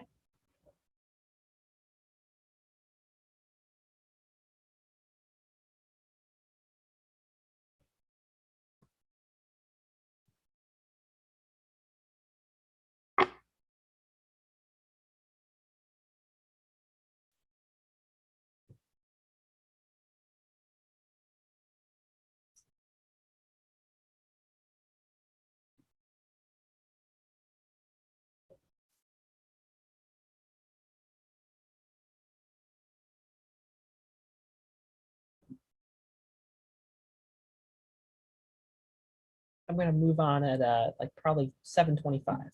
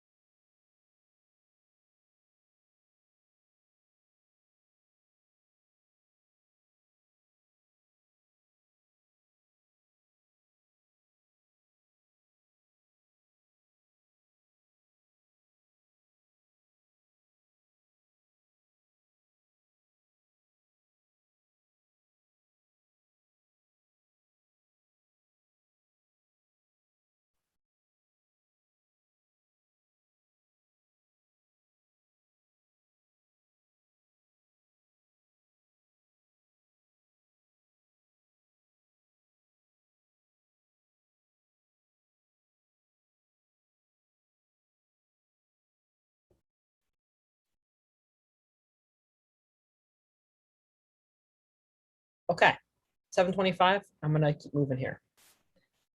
So we've talked about all these different CRUD operations you can perform, but why are these kind of important? Like, why do we do it this way? Like, why not just like, why don't you just come up with something? And the answer is predictability. Like, we want to be able to have these CRUD endpoints be in a way where anyone who encounters a REST API knows what to expect. If you tell someone there is a cars resource available at /cars, You don't have to give anyone any other instructions than that, and they'll know how to create, read, update, and delete a car. And that's pretty powerful, especially when you're working in like a business. You need to get people kind of up to speed quickly with the service. So CRUD is great, but there are other things. Like you don't just want to create, read, update, and delete. There's other sort of actions you might want to perform. And this is where like the thing of like REST being sort of a recommendation comes in, where there's really no rule. You just kind of come up with what you want to do. You kind of just add it around this typical REST style. So maybe if you want to have an endpoint to sell a car, you could do like cars ID sell, like because you want to sell a car with a specific ID. And maybe you want to like post information. You want to like add metadata about how that sale happened, like the price that it was sold at. Maybe that could somehow be used by the API. In general, though, like there's no rule for this stuff. You just kind of come up with it, and that's that. Now, there's another concept here: nested resources. So before with our cars, we only had one level of resource. But there's no reason you couldn't have more than that. For example, owners. For example, maybe you want to have a way you can access everyone who's owned that particular car. So maybe you posted cars ID owners to create a new owner for a car. Maybe you'd put like the owner's name and maybe the time at which they started owning the car and the time at which they ended owning the car. And then that would probably give you an ID of an owner. And then you could get the owner for that specific car. So you can kind of think of this as like a way you can represent how two sort of concepts relate, where every owner underneath this resource of cars somehow relates to this car, or belongs to the car, or used to own the car. There's some sort of relationship there, and that's kind of what it's representing. This sort of pattern of having like a bunch of resources nested in a row is pretty common. But some APIs, like it's stylistic. Some APIs will choose to do it in this sort of way. Some APIs might make a cars and might make a /owners. And those are the only resources, and they're not nested. And maybe there's just like inside of owners, or each owner has an ID, and then maybe has like a car ID that points to a value inside of the car. So there are a bunch of different ways you can kind of approach laying out APIs, but this nested resource pattern is one you will encounter. Does the concept of what's going on here make sense?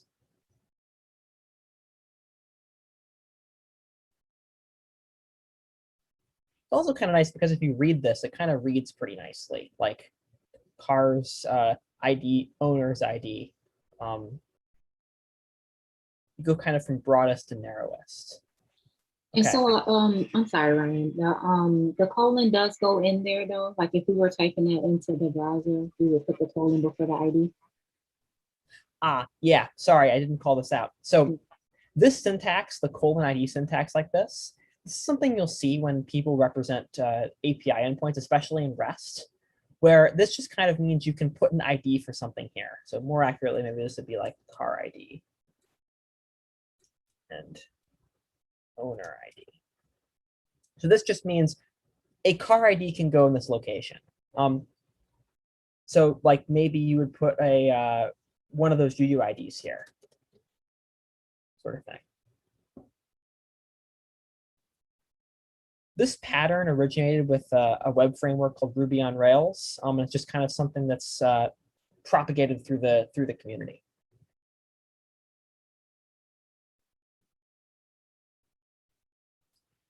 So now we're going to talk about sort of two operations that are purely for the read. Two things, or not operations, two sorts of functions you might want to do with a read. And the one we're going to start with is what's called filtering. So I mean, it kind of is what it sounds like. Let's say you've got a big list of cars, and you want to you only want to get the cars that are made by Pontiac. You don't want to get any of the cars that are made by Toyota or Ford or anything like that. So one thing you could do is if you were in JavaScript, you could get the data that comes back from this request. You could loop through this array. And you could find every item that contained a company that equals Pontiac, and you could get that array, and there you go. You've gotten all your cars that were made by Pontiac.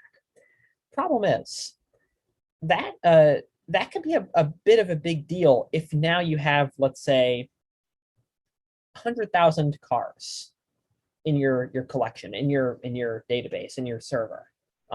You have that many cars, you've now got to send all those cars to the front end. You've then got to parse through all that JSON, decode it. You've got to go loop through 100,000 of these entries in the array. It's a lot of work to have to do on the front end, and it's kind of cumbersome. It'd be much better, since this is kind of a common thing you'd want to do, like being able to filter a list. It would be much better if we could just ask the server to do it as part of the query. And what's great is REST kind of contains a sort of way of doing this. Typically, this is done with the query parameters. This is kind of where query parameters start to come into the mix again. So let's say maybe we had like a list of users, like a user's resource, and we wanted to like search for something, like maybe search through all the names or something like that. A search or a query parameter would be kind of a prime case of adding a filter, an ability to reduce the data you're getting back from the server. And you can have, maybe you only want to return 20 results. Like it's a different kind of filter, like it's the number of results you want to get back. That's another case for like, it would make sense. And you could do both of them. But this kind of, it's a nice place to put them because gets don't have a body. So really you've got two options, query parameters or headers. And headers usually are for information like metadata about the request, not for actually the request content itself. So because you don't really have a body, this is really kind of the logical best place to put it in the query string. And again, just because I know we haven't talked too much about query string parameters, the syntax for query string parameters, so it goes in the URL or goes in the path, starts with a question mark, you put the key, the name of the parameter, put an equal, you put the value, and then you separate any further parameters with an ampersand. So question mark, name equals value, ampersand, name equals value, ampersand, name equals value, on and on and on. And this is a incredibly common thing you'll see in requests. And they're how you typically do filters. So just so happens that I also have a resource on this module 5.ml server called users. So let's take a look at what we get back here. So I'm going to make a get to this just on the raw users resource. So I'm going to get a list of all the users. You're going to see we've got a lot of data here, like a decent number of users. So I want to get all the users that have that live in Philadelphia. It just so happens that we've got address information here. Should have address information here. Where's the city? Yeah, there we go, city. So we've got a city key in each of these users. And it's equal to a certain value for each of them. So Buffalo, Toledo, on and on and on. So I want to get all the users that live in Philadelphia.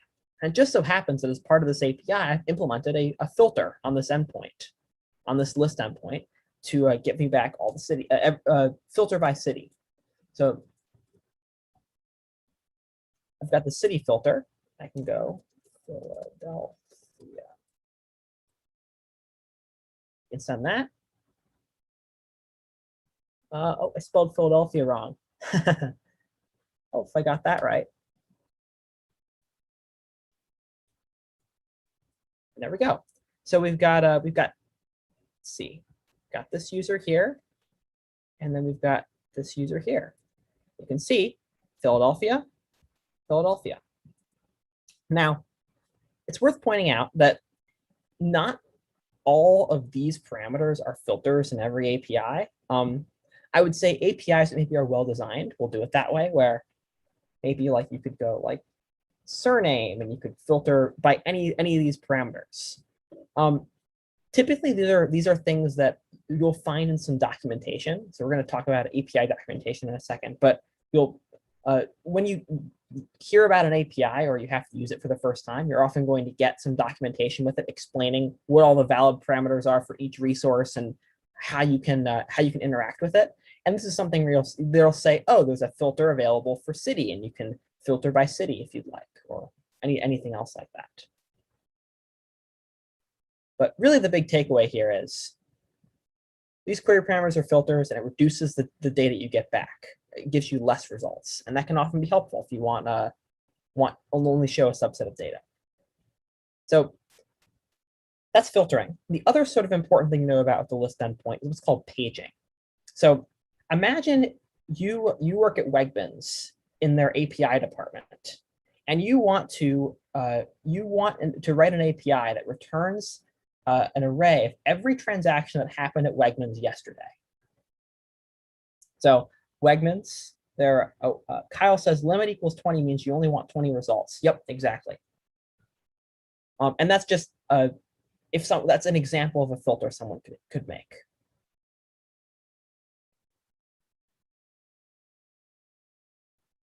So if you worked at Wegmans in their API department and had to make it a list endpoint for all transactions like that happened yesterday, that's a lot of data.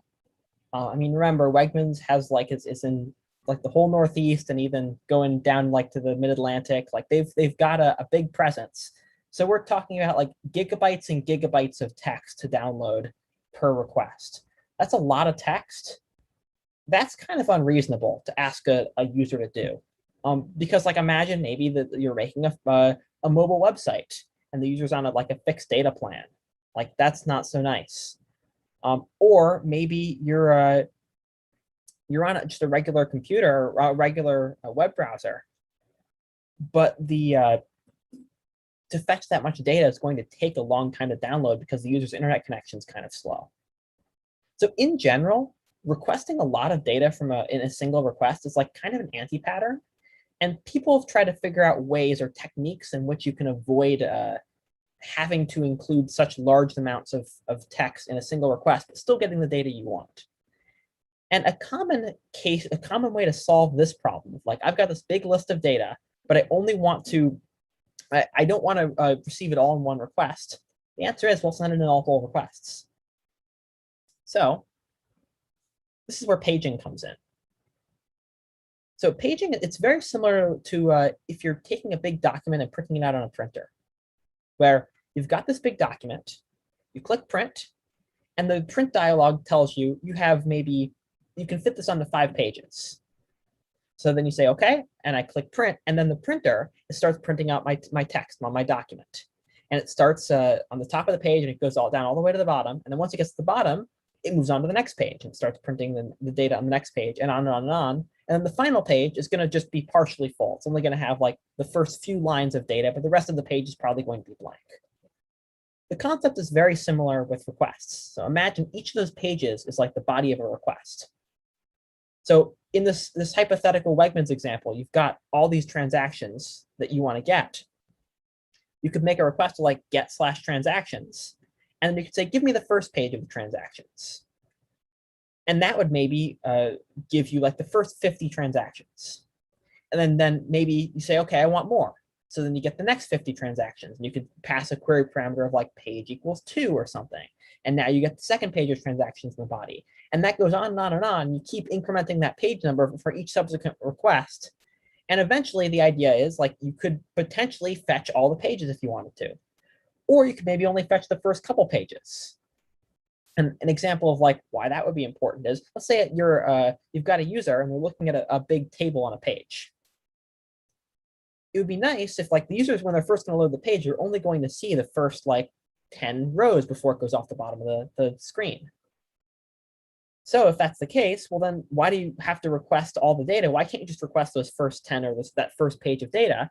And then once they get to the bottom of the page, you can then request the next page, the next page, and the next page. So it means that when the user first loads the page, first makes that request to the server, they only have to request the first few rows of the data. And if the user never scrolls down, they're only getting those first rows. So less data you have to send to the user. Great. And if they do scroll down, then you just make subsequent requests to populate those further rows and keep on going. And it ends up working out pretty well as a way that you can slowly take a large list and transfer it from a server to a client. Does that make sense?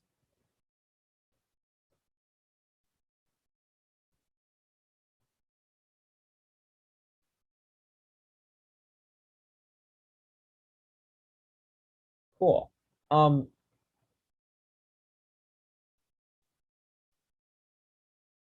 So then let's do a paging example. So you might have noticed when I was over here, we had these, this wasn't just an array at the root. We had an object here with this nested data key with an array. This is often the way you'll see an API when it's paginated. It's got paging enabled. So I'm going to remove our filtering parameter here. I'm going to go back to looking at just the entire list. Now you can see there are in total 50. So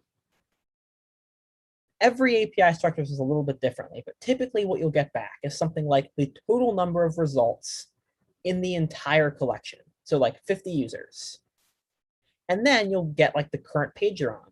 And in this case, in this API, we've got this value here that says there's another page. We can go to a next page if we want.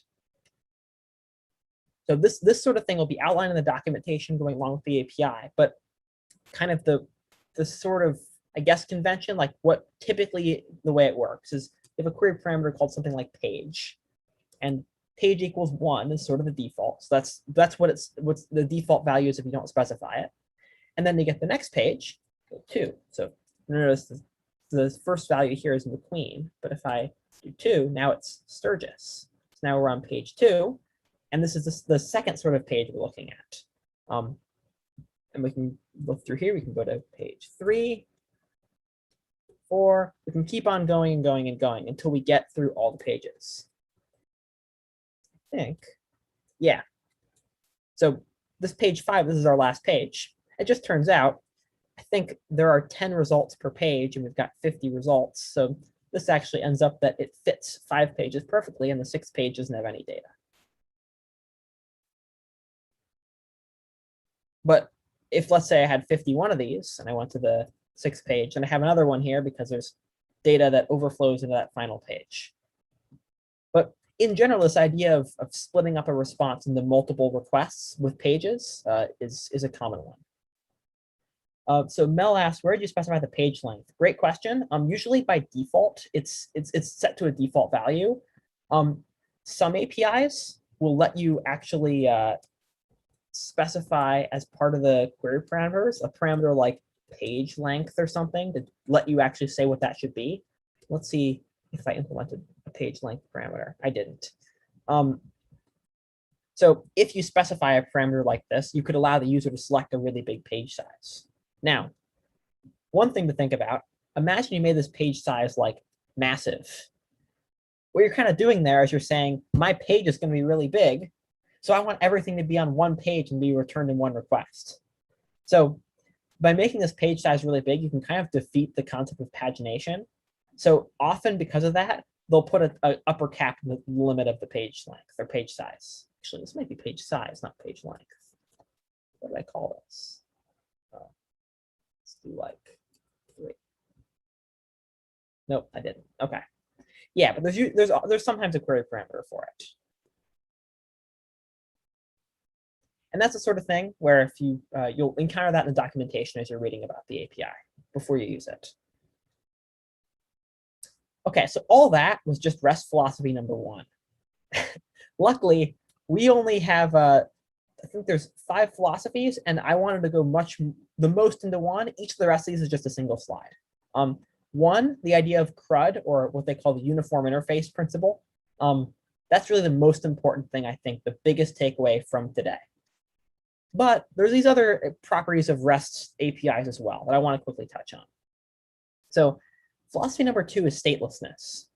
And in general, when you interact with a REST API, you want to try to design it in a way where each of the requests does a single operation, and a single operation isn't sort of split between two requests. So what do I mean by that? Well, one way you could design something is like maybe to create a new entry in to perform a create, you would have to make two requests. Like you could maybe do something like send all the data to the server, and then like perform another request to create it, or something like that. Like you could do it in two requests. There are certain ways you could design the API like that to make it in two requests. But in general, that sort of pattern is discouraged with REST.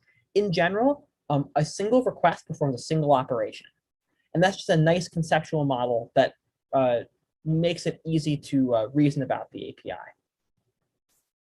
In addition, there's this concept you'll often hear with an API design called idempotency. It's a really fun word to say, idempotent. And what it means is, if you make the same request over and over, it should perform the same exact operation.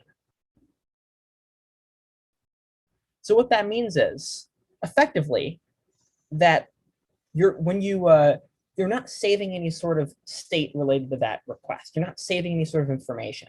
If you create a new car, or you create a new user, or you create a new thing, every single time you make that request, you're going to create a new thing. You're not going to make that request a second time and like now actually not create a new thing, or like now update a thing. Like the same request is always going to do the same operation. And that's so Carolyn said, so is it accurate to say that REST APIs adhere to the dry principle practice? 100%. Yeah, that's a lot of the sort of these philosophies are related. Now another thing with idempotent requests, kind of another example of them is, let's say we had an endpoint that like incremented a counter. Now, if you have a button on your page that increments that counter, clicking that button, you could implement in two ways. You could either make it so clicking on that button makes a request to the server and like to an increment endpoint, maybe like counters ID increment or something like that, and that would increment that counter. Or you could build it in a way where when you click on that button, it explicitly sets the count of the counter. So if you know the current state of the counter locally, you could increment that by 1, you could add 1 to it, and then you could make a request to like update that counter and change that count value. In general, although this is like, again, very general and REST, like the stuff gets broken all the time, but in general, the thing that's preferred to make an idempotent API is to make an endpoint where you're explicitly setting the value every time. And the reason why is, imagine someone were to click that button and that request were to fail, and maybe someone wanted to retry that request. If you retry incrementing a counter, that's going to increment the counter by 1 each time. If you retry setting the explicit count, it's just going to set, like that request over and over is not going to change that value. That count's always going to be at the same value. So the idea of setting that value each time, or not having a request that increments that counter, in other words, it does the exact same thing when you make each request, is kind of nice and a valuable property when doing things like retrying requests, or giving a request to another person to replicate so that they can take a look at the results they get on their end. Like being able to have requests that have a guaranteed result that is reproducible is a really valuable attribute.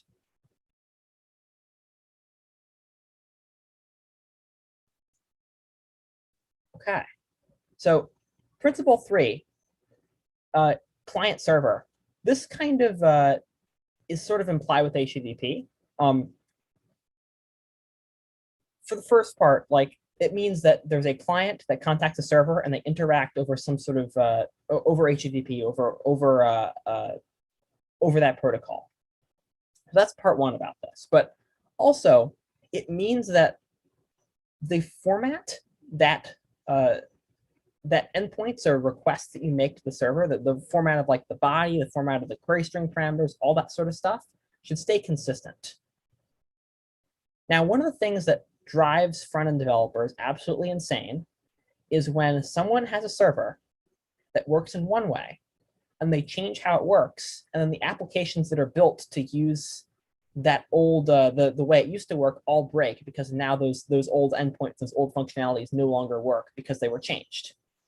And that kind of goes against the REST philosophy of client server, because in order for the client to be able to talk to the server and to guarantee that things are always going to work, the rule in general is you want to always make things backwards compatible.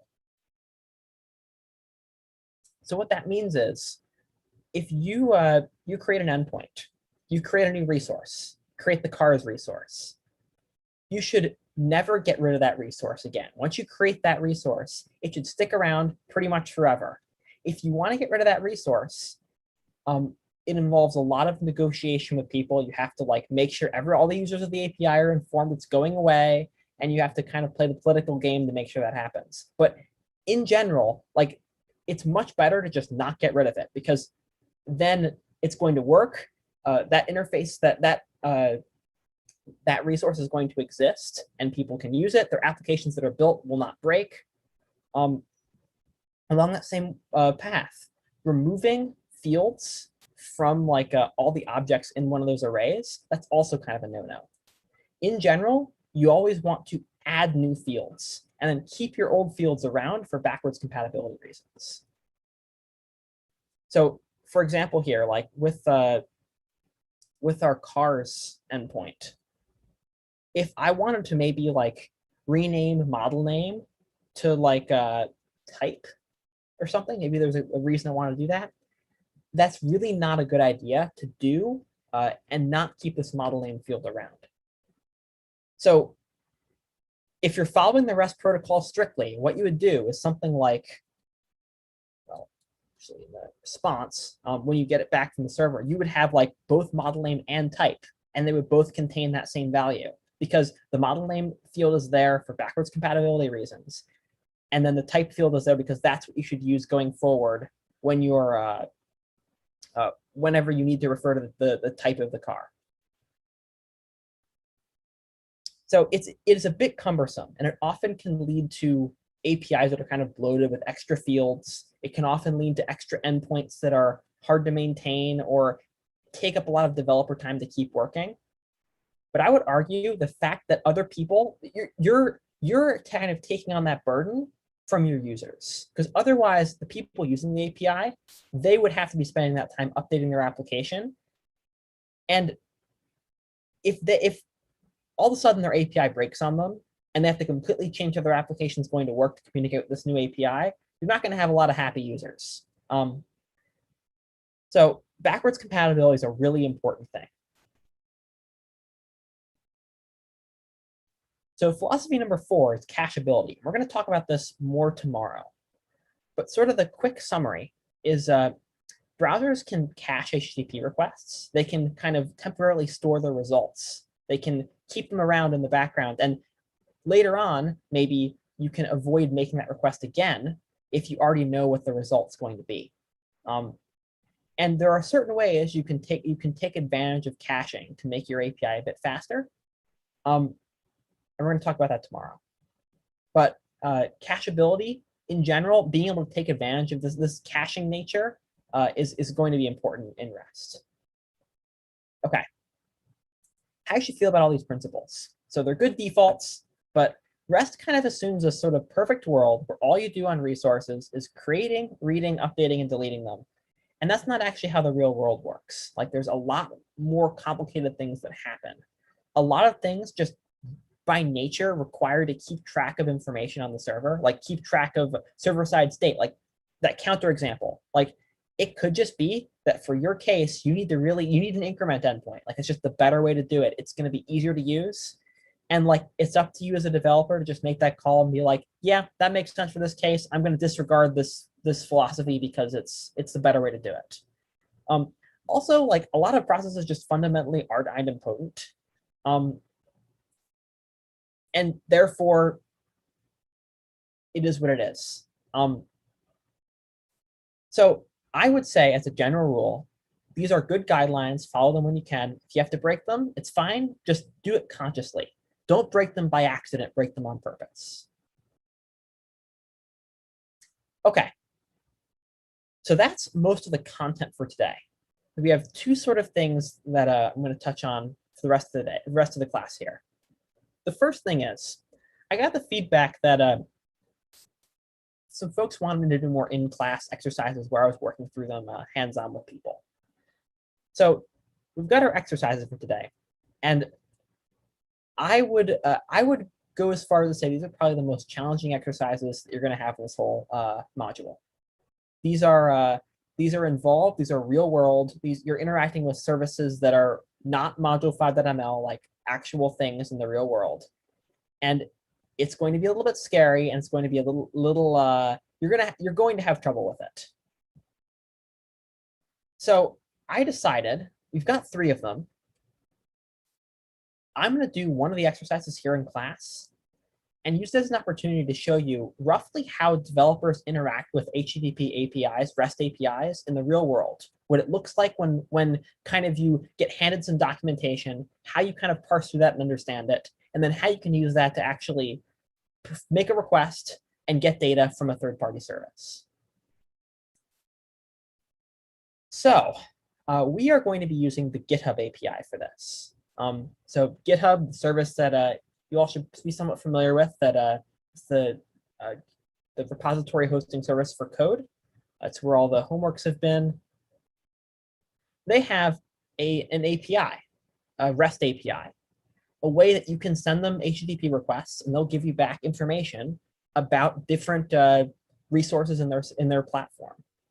So like a couple examples of the sort of queries you could send to GitHub, something like list all of my repositories, or give me all the information about my user account, or something like what organizations am I part of? Or maybe like one more, who starred my GitHub repository? So these are all sort of questions that you can ask GitHub with their API, and they can give you answers. So we're going to do the third API one here. And the reason why I picked this one is because it's the most difficult one, and I think it's going to give you the most sort of real-world experience seeing how this goes. So we are going to use the GitHub API to answer some of these below questions down here. GitHub's API is very large, it's very complicated, and their documentation is very intimidating. So let's kind of show you what I mean. Here is the documentation on GitHub's API. Look at this sidebar. There's a lot of stuff in there. Luckily, we're only going to need to use a couple bits of this, but I'm going to talk about kind of how I would go about searching through this documentation and finding the answer to figuring out what endpoint I need to use to answer my question. So in general, when I first encounter API documentation, there's typically a sidebar or other sort of big like index list of all the sort of resources available in the API. And that's usually where I start. So I can see, kind of looking through this, I see a bunch of nouns. And when I see a big list of nouns, it tells me I'm on the right track. So it looks like these are all the resources in GitHub's API. Now, in general, each of these is going to kind of break down all the particular bits of the REST API that are implemented for this resource. And this is actually a bad one. Let me go to like, let's go organizations. So like list organizations, this should look pretty familiar. Like get organizations, get a list of all organizations. And then you can see here a bunch of these sorts of what they call parameters, and per page. Wait a second, that kind of sounds like they're doing some pagination on this, and maybe this is how I can say how big each page should be. And then like since, that also says query, so maybe that's some other sort of filter, but I don't really know what it's about yet, but that's fine. I mean, it seems like this is where there's some filters we can specify here. I also see, and this is part of why I wanted to bring up curl so much in this, I've got a curl here. You'll be surprised at how many of these documentation things will just give you a curl on the exact request you need to make. And you can just copy and paste it, and then you're good to go. Then we see here the response. So if everything goes right, we should get back a 200. And we'll get back what looks to be kind of like a list of, or an array of objects. So we're getting like a list of organizations. So I'm going to just take this, I'm going to copy this, and I'm going to make a new window here.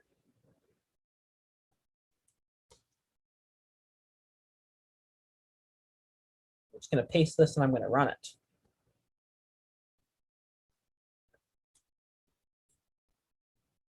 Hey, that looks pretty promising. So there's a lot of data that we got back here, but you can see it's an array of objects. So this is totally like should be pretty familiar to what we were working with earlier today and what we're getting back yesterday from a lot of those endpoints, just some JSON. So that's great. And even better, kind of matches the format we got here. So we could go all the way down through all these endpoints and work through them all, but that's not what we need to do here. We need to do the exercise. So how many public repositories does the Hack Upstate organization on GitHub have? Okay. So when I read this for the first time, I kind of clue in on organization. That seems like that's the resource we've got to query to answer this question. We need to figure out, well, actually, we've got an organization, we've also got repositories.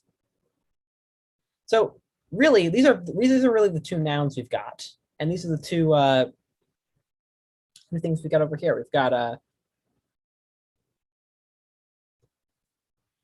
repositories, we've got organizations. So what we've got to be either fetching organizations or repositories. Those are the two sort of things we could be working with here. And it would help if I clicked on the right thing. So let's take a look at repositories here. That's kind of the first one. Well, okay, this endpoint looks pretty promising. List organization repositories. So this could be maybe one we should look more into. But let's take a look at organizations and see if there's anything there. Organizations, there we go. Okay, so list organizations, get an organization, update an organization, get an audit log. I don't know what an audit log is. SAML SSO, yeah, I don't really need to worry about anything like that. Blocking users, no, that's not really what we want. Members, yeah, it doesn't really seem like what we want. Collaborators, webhooks, yeah, it doesn't really seem like what we want. This list organization repositories thing seems like kind of the right direction.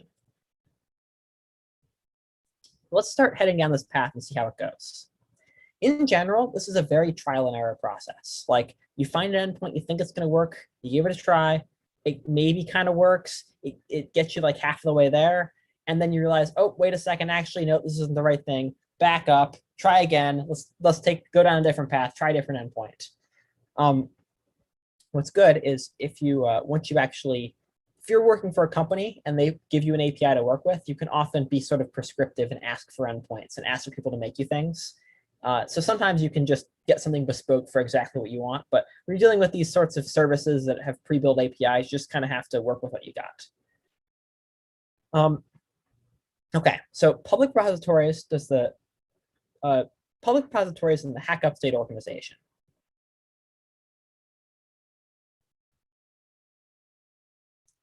Okay, so we got another curl here. But this looks like this org thing is something we got to fill out. Yeah, I don't know what that's going to be yet, but let me just try this curl and see what happens.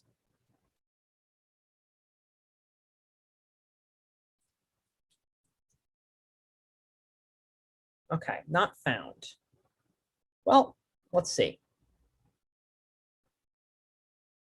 This repository is with a specified organization. So just based on this description, it sounds like somehow I've got to put like an ID of some sort here, like an organization, something saying like what organization to work with. So let me see if maybe I can send any information in here. So this is the data I should get back. I see ID. Maybe I can try putting that in there. See what that does. No, that still didn't work.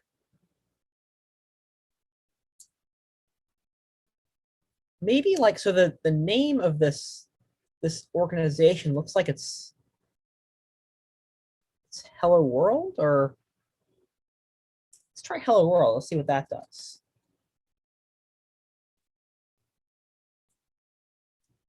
Okay, that seemed to return a empty list. Let's see. So that maybe could be right, but I don't know. There's this octocat thing. Let's try that. That's like another value. But you see what I'm doing here. Like I know what the answer is because I've worked with this API before, but like this is the sort of process I would be going through if I've got a new API I'm working with. I don't just look at this and know what I'm doing. And it's just trial and error, trying things, figuring out what's going to work. Things are going to blow up. And that's just how it goes. Okay, so it still doesn't seem to be working there. Let's see if we maybe can look at one of these other endpoints and get some more tips.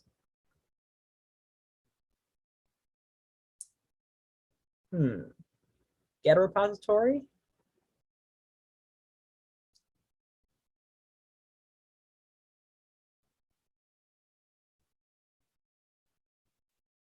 Well, okay, this seems like we're not having much luck here. So maybe let's go out from the other.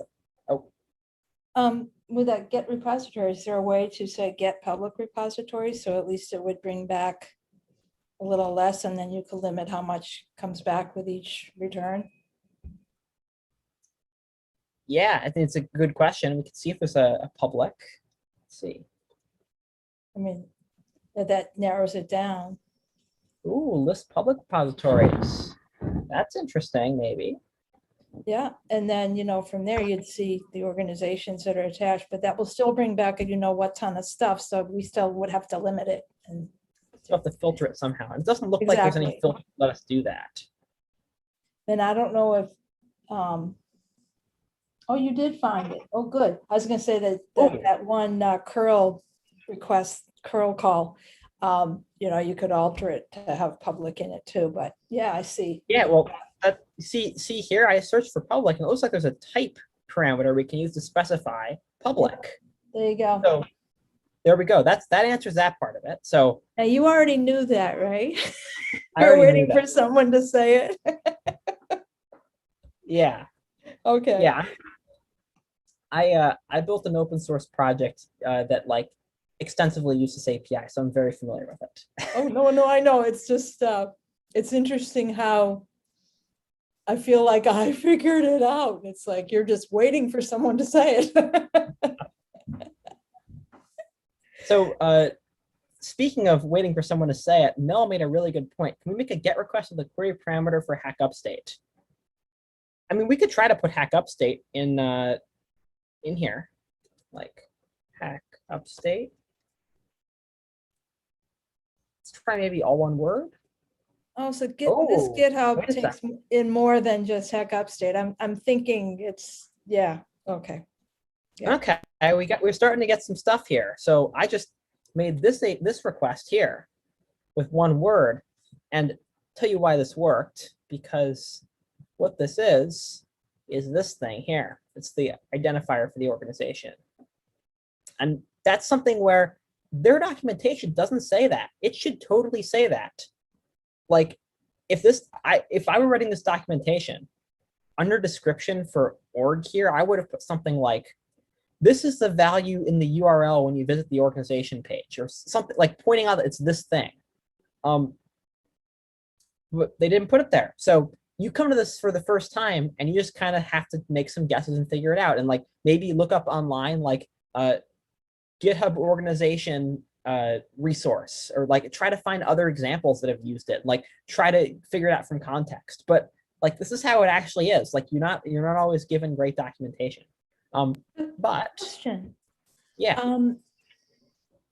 I understand the information in here is unique, but is it basically our most, well, I guess there really is only one GitHub, right? say that one more time. There really is only one GitHub. There is only one GitHub. Yeah. Okay. Like GitHub. But then you Yeah. have your own. So in my mind, I was thinking if there were other GitHubs, like that was just a noun. Oh, no, no. GitHub is like, They would follow, they would have the same structure and everything, but there's only one. yeah. Anyway, okay. Equate GitHub to like Twitter or Google. They're like a Yeah. company. Yeah. Epiphany's right and left here. Okay, thank you. I need more coffee. So it looks like we've got a request that kind of we just came to here with trial and error that worked, which is pretty sweet. And there's a lot of data here. But we need to know how many of these items are in this are returned. So, I mean, we could do a couple things here. The way that I would probably do it is I would make this request with Axios. And I would just get the number of items in this big array. So let's do that. Let's take this curl. Let's copy it. Let's go over here. Let's paste it. Let's turn this into an Axios call. I'm going to go axios.get. And you can see, like, you have to be somewhat fluent with this stuff to be able to go between all the formats and like work with it quickly. Like if you're not familiar, that's kind of why we spent so much time like talking about HTTP and all these different tools, because you really have to jump between them and work with all of them in order to often get to the final outcome you want. So making a request to this thing, got to give it this header. So you see dash uppercase H, should ring a bell. I'm going to go headers.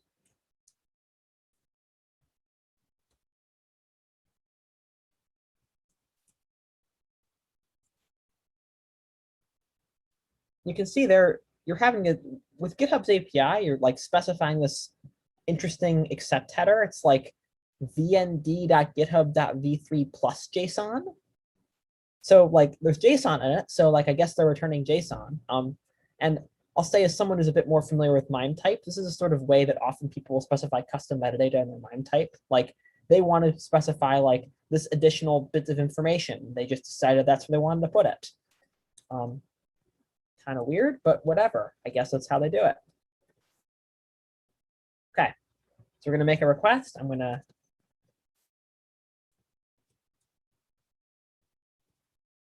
unpack it here.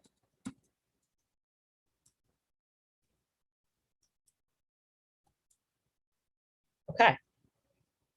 So we've got our number here, so we've got our answer, but you can see this data should look pretty similar to what we got back in curl. And it says we have 19. So I think the answer should be 19, but let's actually check and see. So I'm going to make sure we filter to public only here. 19. How about that? Pretty cool. So that's kind of an example of working with an API. Like not a toy API, like a real API. It's got its warts and crufts and all. It's not perfect. It's not perfectly documented. I mean, GitHub's a big company. Let's say they're just bought by Microsoft like a year ago or something. Like they're no joke, but yet their documentation still isn't like perfect. Like they're still missing information on this.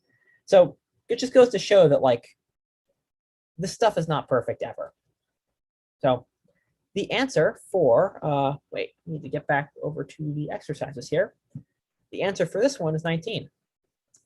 And I mean, if you're turning this in, I'd probably say like taking a screenshot of this or taking a screenshot of this or something. So taking a screenshot of something to prove that you did it would be good. But okay. So that's great and all, but what about creating a thing? Like we read some stuff. Let's actually like perform an action on GitHub. That'd be really neat. And this is where authorization comes up. So let's see if we can create a repository. So that's what I'm asking to do here. Or sorry, here. Create a repository called GitHub API test for your user account. So create a repository. Makes sense that would be in the repositories resource. So like let's see. Look up create a repository. for the authenticated user. So there's also up here, create an organization repository. But I asked you to make a repository for your user account. So organization repository probably isn't what you want. You want like the user repository. So, okay. And it looks about right. Post user repos. So like post to a thing without an ID in it. That should like kind of scream like create. Okay, so we're on the right track. Got all these nutso parameters here. We'll get back to that in a second. But we've got this curl. I'm gonna start there. You can tell I tend to gravitate towards the curls because that should be everything that's just gonna work for you. And then you don't have to parse through all this. Like if it just works, it just works. So give this a try. Requires authentication. We need authentication. Now, if you recall, back from Monday, we've got to somehow, like, we want to create a repository, but GitHub doesn't know which user we are. So it doesn't know, like, which user to associate that repository with. It doesn't know that I'm making that call versus, like, Kelly's making that call or anyone else is making that call. So the way we have to do that is we have to give GitHub some authorization credentials or authentication credentials. We need to tell it, like, I am who is making this request. Please make a repository for me. And I kind of outlined that here. So in order to do this, we're going to have to make a token. As I said, typically the way you make tokens on Monday is you go to like a website for the company or the system you're using the API with, and they have your place for you to do that. Sometimes you have to like make a request to the API and they'll return you like a token. There's a lot of different ways you can do it. But at the end of the day, you need like a random letter and number string that you can specify to identify that you are who you say you are. So the way it works with GitHub is you can go to this link here. And you got to log in and give it your credentials. And just for context, if you were going to this without just the link, GitHub has this this personal access token section in here in their settings. This is like the developer settings thing down here. And you can create a new personal access token. And that's their thing they use to basically the way they allow you to make like a token that you can, the simplest way you can make a token to use an API requests. If you go onto GitHub's documentation and you go over here and like, not there, you go like other authentication methods and you read about that. Clicking on that should work. Yeah, here we go. It's going to be very overwhelming. Very overwhelming. GitHub is a crafty API that has many different ways you can authenticate yourself. Some of them are simple. Some of them maybe ring a bell, like basic authentication. But then there's things like SAML SSO, and just trust me, you do not want to go down that path. Two-factor authentication. Like there's a couple, they've got a couple different options. There's even more that they don't even have in this this thing, like OAuth, Webflow. If you want to give yourself a headache, read through this. It's like step by step, like 5 requests you have to make in order, and they'll give you a token. I mean, to be clear, for certain circumstances, it's totally the right way to go. But if you just want to test out a request, like it's a lot of work. Like you shouldn't have to go through that. So we are going to go back to our endpoint here, create repository for authenticated user. And I'm going to make a personal access token. And I just put this in here because this is a really easy way to get started. Now,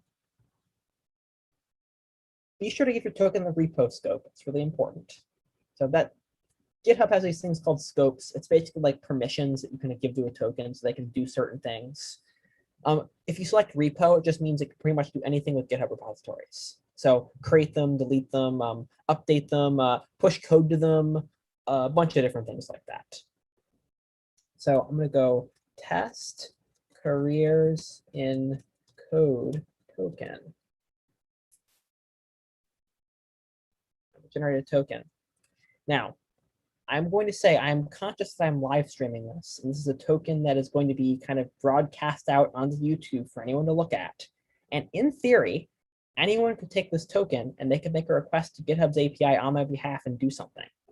So I'm saying this for completeness and also because for anyone who's watching the stream, like the token that's going to be shown up here is not going to work after the stream. I'm going to be checking my audit logs on my account to make sure nothing's bad and nothing nefarious has happened. I don't think anything is going to, but like the sort of thing you have to be careful with when you broadcast these tokens in kind of more of a public situation. Like in theory, someone could copy this from the YouTube stream, make requests on my behalf. I'm part of some GitHub organizations that like have company code in them. There's some concerns here. Like if I was being really cautious, I'd make a separate account for this stream so no one could steal my stuff. And probably should have thought about that before I'm doing this, but hey, I didn't think about that. So we're going for it. So, okay, generated this token. That's for the security module. Yeah. Oh, yeah. You're going to talk about all about this in the security module. You get to hack into your site. Okay. So when you generate a token, a personal access token, GitHub is going to, it's going to show it for you one time, and you're never going to be able to see it again. I'm going to take this, I'm going to copy it to my clipboard, and I'm going to get rid of that. And now it's in my clipboard. So if you remember how you typically authorize requests with tokens, ooh, not that, this. You do something like -h or add a new header, and header's authorization, bearer that. And also, I mentioned that I wanted the repository to be named a certain thing. I wanted to be called that. And looking through here, see required, name of the repository, the parameter. See, like it says, it goes in the body. It's a string. If I go down to here, I see like there's a name thing there. So like that's kind of a good sign that that's where it needs to go. So I'm going to go over here. If I put this here, I'm gonna hit enter. I'm gonna see what happens. I got back some stuff. Okay, I see this, and this looks very good. This looks like I made a repository. So I'm gonna go to this new web browser. Hey, I made a repository. How about that? So that's sort of the path you would go down, like if you wanted to interact with a repository that requires a token. Now we've got one more thing, which is delete the repository you made via the GitHub API. Let's see if we can give that a try. So say like delete.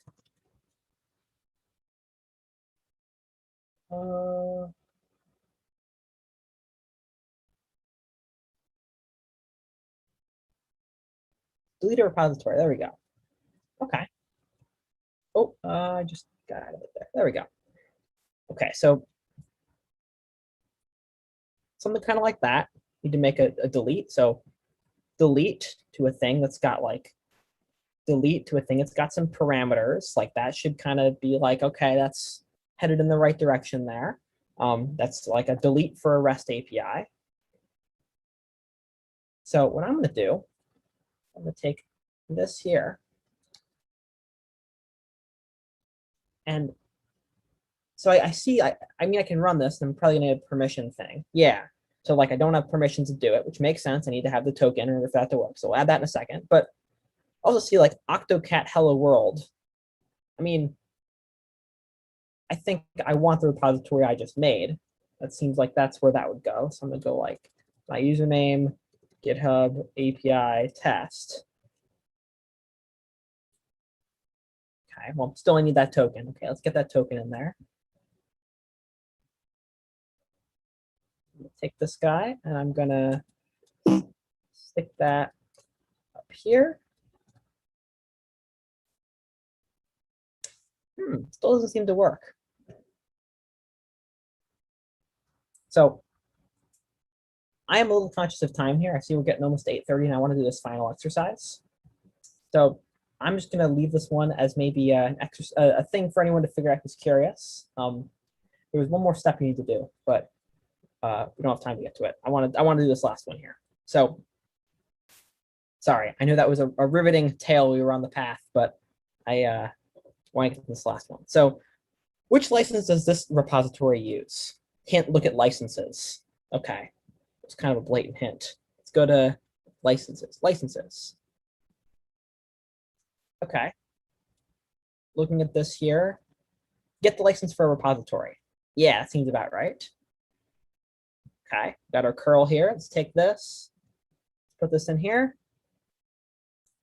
Not found. I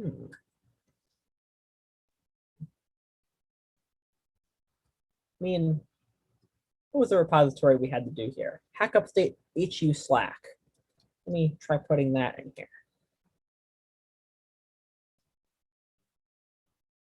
Oh, there we go. There we got some data back. Let's see if that matches what we should have gotten back. Okay, so like name, path, HTML URL, license. Okay, MIT license. That's a kind of license that gets put on code. So let's see. Yeah, okay. So it looks like this is also the an MIT license thing, and I've got this path here, which looks like it's the path to where the license is. Let me take a look at that. Yeah, that looks like that is license. Okay. So it looks like the answer to that one is MIT. But you can see that one went a little bit faster. And it went a little bit faster because as we're going, we're becoming more used to their documentation and how it works. So where before there was a little bit of maybe cumbersome things around like where we had to go, like now, like it's at least I would think it's starting to become more clear that like how they kind of lay these things out. There's like a curl down here. It kind of gives you the rough layout of the endpoint there. It gives you a little description. It gives you an example of the status code and what the response looks like. So in general, like this is it'll start to become a bit more familiar. Now, I just oh, Alina, you had asked a question. I did totally miss that. What should we put in the note? What is this token for? Just whatever you want. Doesn't matter. The string is just going to show up in that list. That's just like the name of the token. So yeah, sorry, I should have answered that earlier. But that's the GitHub section of the exercises. Now, if you're having difficulty with this, watch through the video, maybe follow along with me. Hopefully that'll be a good opportunity for you to get practice with this. But the other two APIs, the first one is an endpoint I've got on module 5.ml. So there's a students endpoint and an assignments endpoint. You can play the whole game of like add yourself to the students resource and add an assignment and mark the, yeah, go through that whole thing. The second API, this is actually one that was a crowd favorite of Cohort 1, is the SW API, Star Wars API. This API is a lot smaller than the GitHub API. It's got some documentation that's pretty good. And your goal is going to be to make some requests with this SW API, the Star Wars API, to answer some questions about characters in the Star Wars universe. So it should be entertaining. But that's about all I've got. So we kind of took the whole time here. We didn't really have any time to work on the exercises in class today, but hopefully that it was worthwhile to spend all the time doing the curl things, or sorry, the Postman stuff earlier. So that's yeah, that was definitely more helpful for me than I didn't actually ask to have it done this way myself, but I'm glad you did. Cool. And Good you to hear. actually showed something that I've been picking all my hair out, trying to figure out for one of the exercises. And now I think I have the syntax right. So Nice. well, yeah, thank you. It's like maddening, you know. Good to hear. Well, I'll post this in Slack. I've also made a Google Classroom exercise, so turn that in when you get it done. And the 30-second feedback. That's another thing I gotta mention. Kelly, am I missing anything? You always catch me on this stuff. No, I think you got everything. I'll post a class summary again in Slack, so I'll have like a bunch of links and the feedback form and all that stuff there, if that's cool with everyone. Cool. One last thing. when you generate your token, don't share it. Don't post it in Slack. Don't send it over email. It's a private thing. It should not be shared. Right after this call is done, I'm going to be revoking mine. I'm going to be checking my logs. So like, seriously, this is something you got to take seriously. Like, this is like, think of it like a password. It's very similar in nature. So anyway, that's all, folks. Tomorrow is our last official day of Module 5. It's really gone by here. So it should be, it'll be interesting. We're going to talk about the bane of web developers' existence, a thing called cores, and we're going to hopefully talk about the weekend project and kind of get that kicked off. So yeah, that's about it. See you folks tomorrow. Bye.